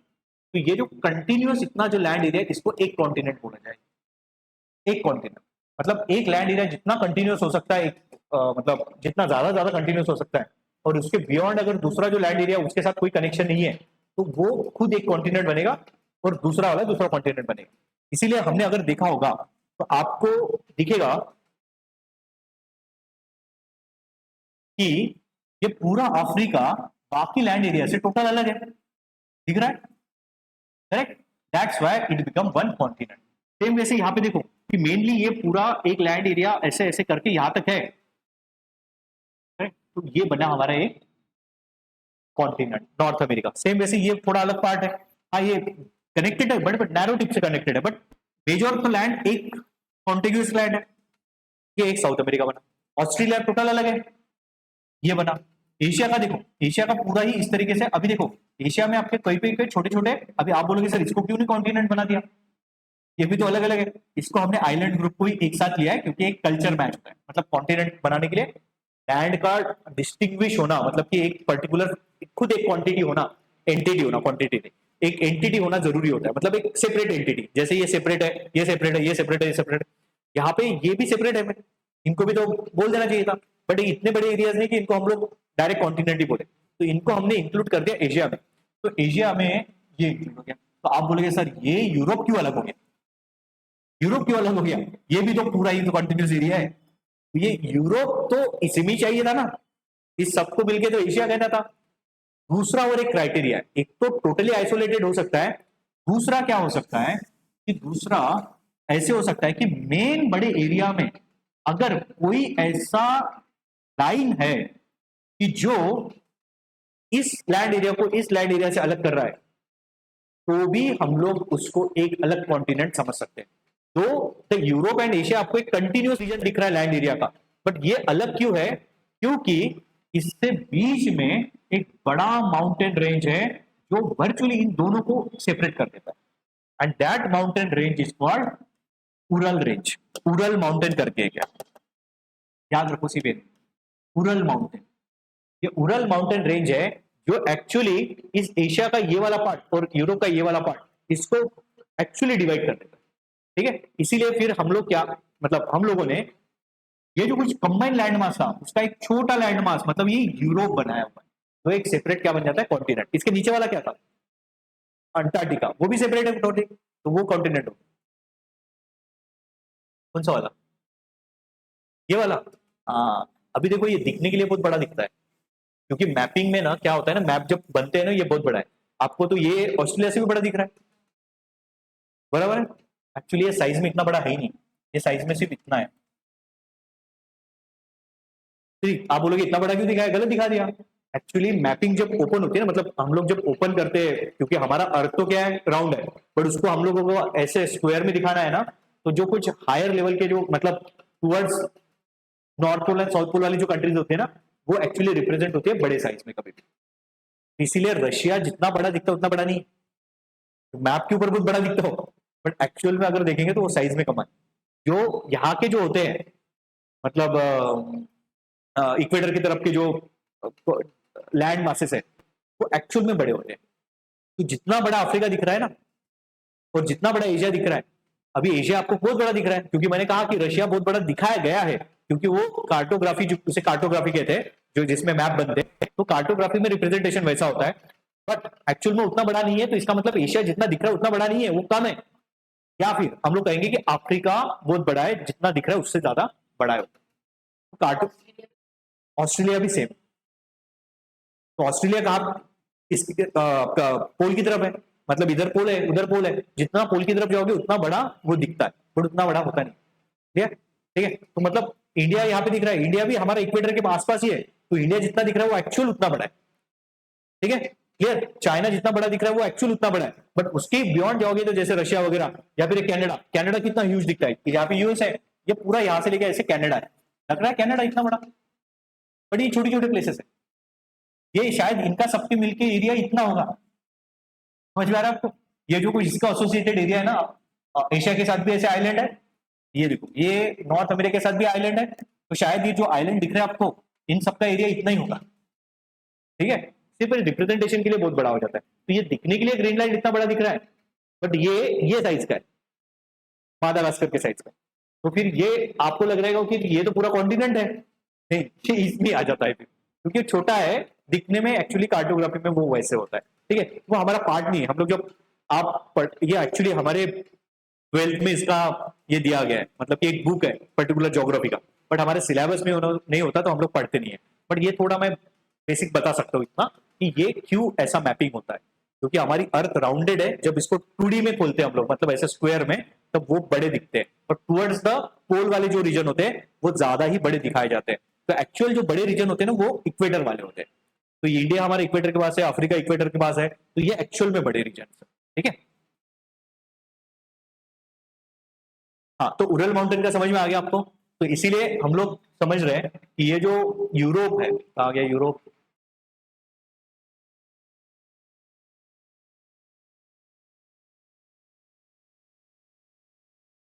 हाँ, तो ये जो यूरोप है वो चाइना से भी छोटा है, दिखने के लिए बड़ा होगा क्योंकि यूरोप भी तो आपका पोल की तरफ ही है। ठीक है, इसीलिए आपको लगेगा कि चाइना से तो बड़ा दिख रहा है मैप में देखोगे तब, बट वो चाइना से भी कम। क्लियर। और जैसे मैंने कहा कि ये लॉन्गेस्ट रिवर है, हाईएस्ट पीक कौन सा है? Mount Elbrus. Russia, Russia is the largest country and has highest population. मतलब इसका छोटा पार्ट, मतलब एशिया का पार्ट छोड़ दो, रशिया का जो बचा हुआ पार्ट इस कंट्री में आ रहा है, मतलब सॉरी यूरोप में आ रहा है, तो भी बचा हुआ पार्ट बाकी कंट्री, जितनी भी कंट्री है उससे भी बड़ा है। मतलब वो एशिया का पार्ट विदाउट एशिया के पार्ट से, मतलब एशिया के पार्ट में जो रशिया है वो छोड़ के भी जो रशिया बचा हुआ है, जब हम लोग उसको यूरोप में काउंट कर रहे हैं तो भी वो लार्जेस्ट कंट्री बन रहा है। ठीक है, वो रशिया का साइज अच्छा खासा बड़ा है, मतलब बाकी कंट्री बहुत छोटे होते हैं।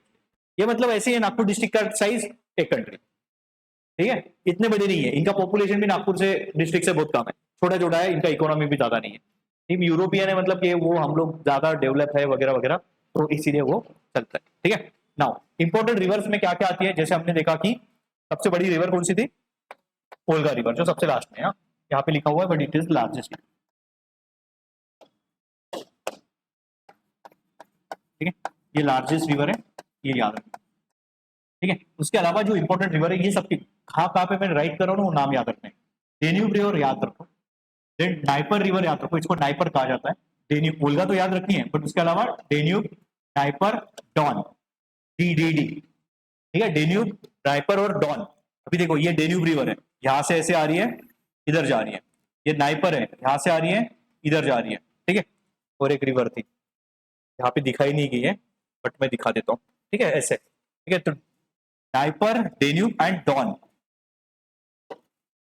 ठीक है, ये तीन रिवर जो है ना, यहाँ पे आपको दिख रहा है कि यहाँ पे कोई तो वाटर बॉडी है, यहाँ पे मर्ज हो रही है, डेन्यूब, डॉन यानी नाइपर, इसे कहा जाता है ब्लैक सी। नाम क्या है इसका? ब्लैक सी। तो अगर क्वेश्चन पूछा जाएगा कि डेन्यूब, नाइपर और डॉन कहाँ पे मर्ज होती है, तो वो होती है ब्लैक सी। याद रखना, क्योंकि ऐसे क्वेश्चन आते हैं। नाम दिया गया हिस्टोरिकली, अभी नहीं पता, ऐसा कुछ है नहीं, ऐसा सिग्निफिकेंस नहीं है, सिर्फ ब्लैक सी बोला गया। ठीक है, ऐसे एलओसी भी है वो एलओ सी, मतलब उधर वाला चाइना की तरफ का, उसको एलओसी भी है। इस कलर के नाम दिए गए, बट ऐसा कुछ सिग्निफिकेंस है नहीं कि उसको कुछ ब्लैक अपीयरेंस इसलिए ब्लैक का आ गया करके, ब्लैक सी। ठीक है, बाकी इतने कुछ इंपॉर्टेंट रिवर नहीं है। हाँ, एक ये वाला याद रखना, सिर्फ राइने रिवर, ये इसीलिए इंपॉर्टेंट है, इसी के लिए झगड़े हुए थे पूरे वर्ल्ड में, वर्ल्ड वॉर वगैरह चल रहा था ना उस टाइम पे। ठीक है, तो ये याद रख लो, मैं बताऊंगा इसका सिग्निफिकेंस सामने आपके जब आएगा। तो डेन्यूब, नाइपर, डॉन, बाकी एल्ब रिवर, ये क्या है, Loire river, then Oder, then Po river, ये सब कुछ रिवर बट काम की नहीं है। राइने याद रखो, रिवर शैनन कुछ काम का नहीं है, टगस रिवर कुछ नहीं है, बस ये है, याद रखो। ठीक है, बाकी याद रहे तो ठीक है, नहीं रहे तो भी चलेगा, बट ये याद रखो तीन।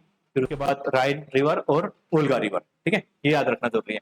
तो राइन रिवर आपको दिख रहा है यहाँ से, एक थेम्स रिवर करके भी है, यहाँ पे मेंशन नहीं हुआ था, थेम्स रिवर जो हमने मैच द पेयर वाला जो क्वेश्चन था उसमें देखा था, याद है ना, थेम्स रिवर था वहां पे, आयरिश, हाँ, आयरिश सी में मर्ज होता है कि नहीं, वो यहाँ पे समझेगा आप।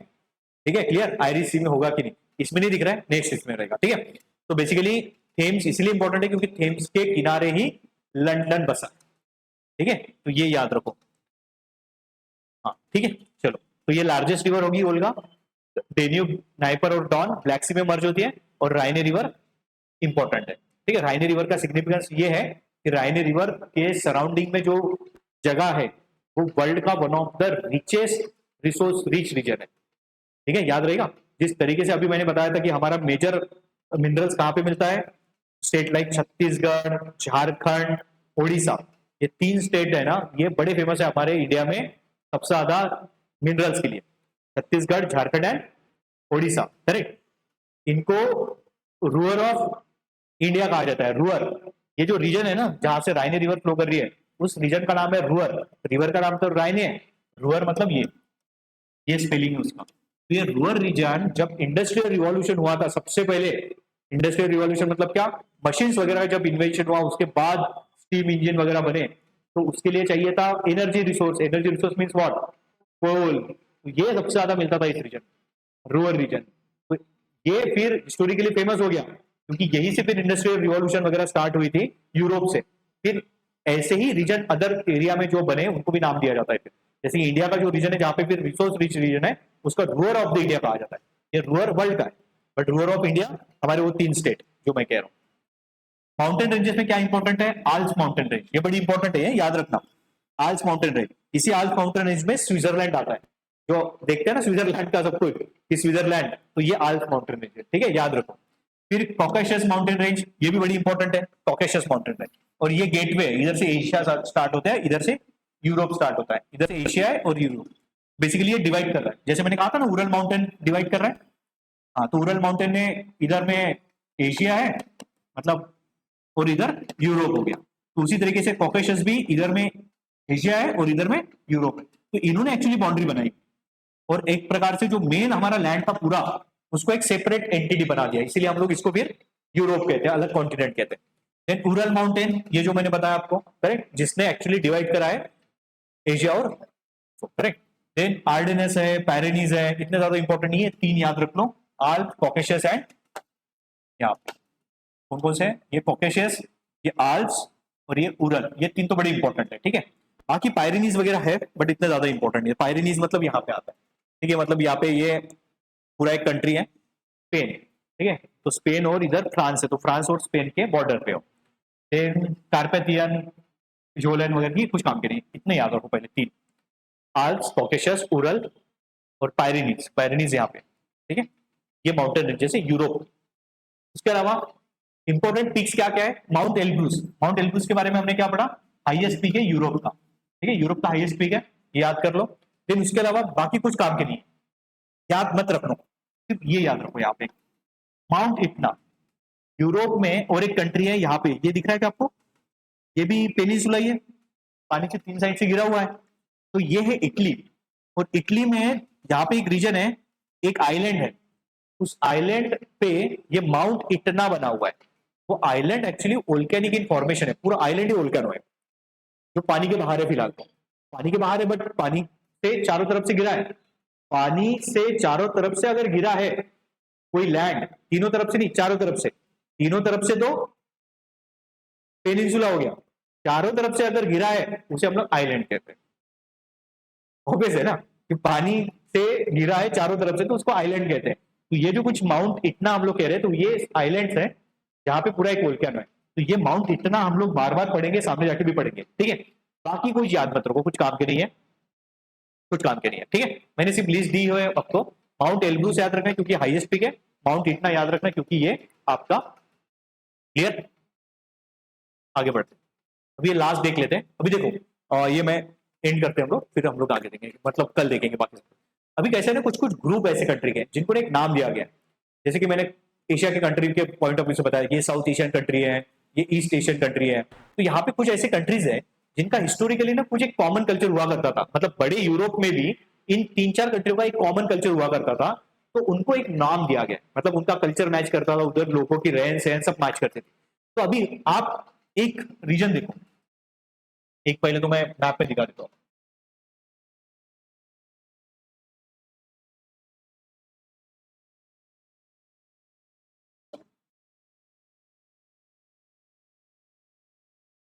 हाँ, तो ये पूरा यूरोप है, यूरोप का ये वाला सेक्शन देखो इधर, ये भी पेनिनसुला ही है, दिख रहा है, या फिर फिनलैंड को भी ले लो अंदर, करेक्ट। तो ये वाला रीजन जो एकदम नॉर्थ की तरफ है, ठीक है, वहां पे 3 कंट्री है, नॉर्वे, स्वीडन, फिनलैंड। इनमें से बहुत सारे नाम शायद आपने सुने होंगे, नॉर्वे, स्वीडन, फिनलैंड। उसके अलावा और एक दूर आइलैंड कंट्री, आइसलैंड कंट्री है, और एक बीच में डेनमार्क है, ठीक है। क्या क्या कंट्री है? Norway, Sweden, Finland, Denmark, island, Iceland, ठीक है। तो ये Iceland, Denmark, Norway, Sweden, Finland, इनका एक कॉमन कल्चर हुआ करता था, क्योंकि उस टाइम पे वो जो कुछ रीजन है वो एक कोई तो कॉमन किंग वहां पे हुआ करता था। अभी एक ही किंग है, मतलब वो पूरा टेरिटरी उसके अंदर में है, एक ही प्रकार से रूल करेगा, एक कॉमन कल्चर होगा। तो इनकी वजह से क्या हुआ है ना, उस रीजन को एक पर्टिकुलर नाम या फिर उस ग्रुप को नाम दिया गया। जैसे कि ये जो 5 कंट्रीज है, कौन कौन सी कंट्रीज मैंने बताई? Norway, Sweden, Finland, Denmark and Iceland.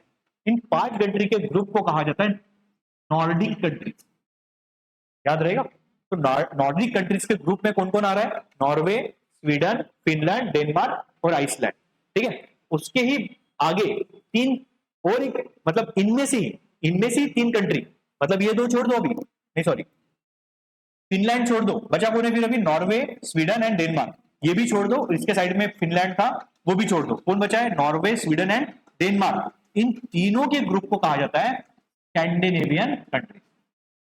समझ में आ रहा?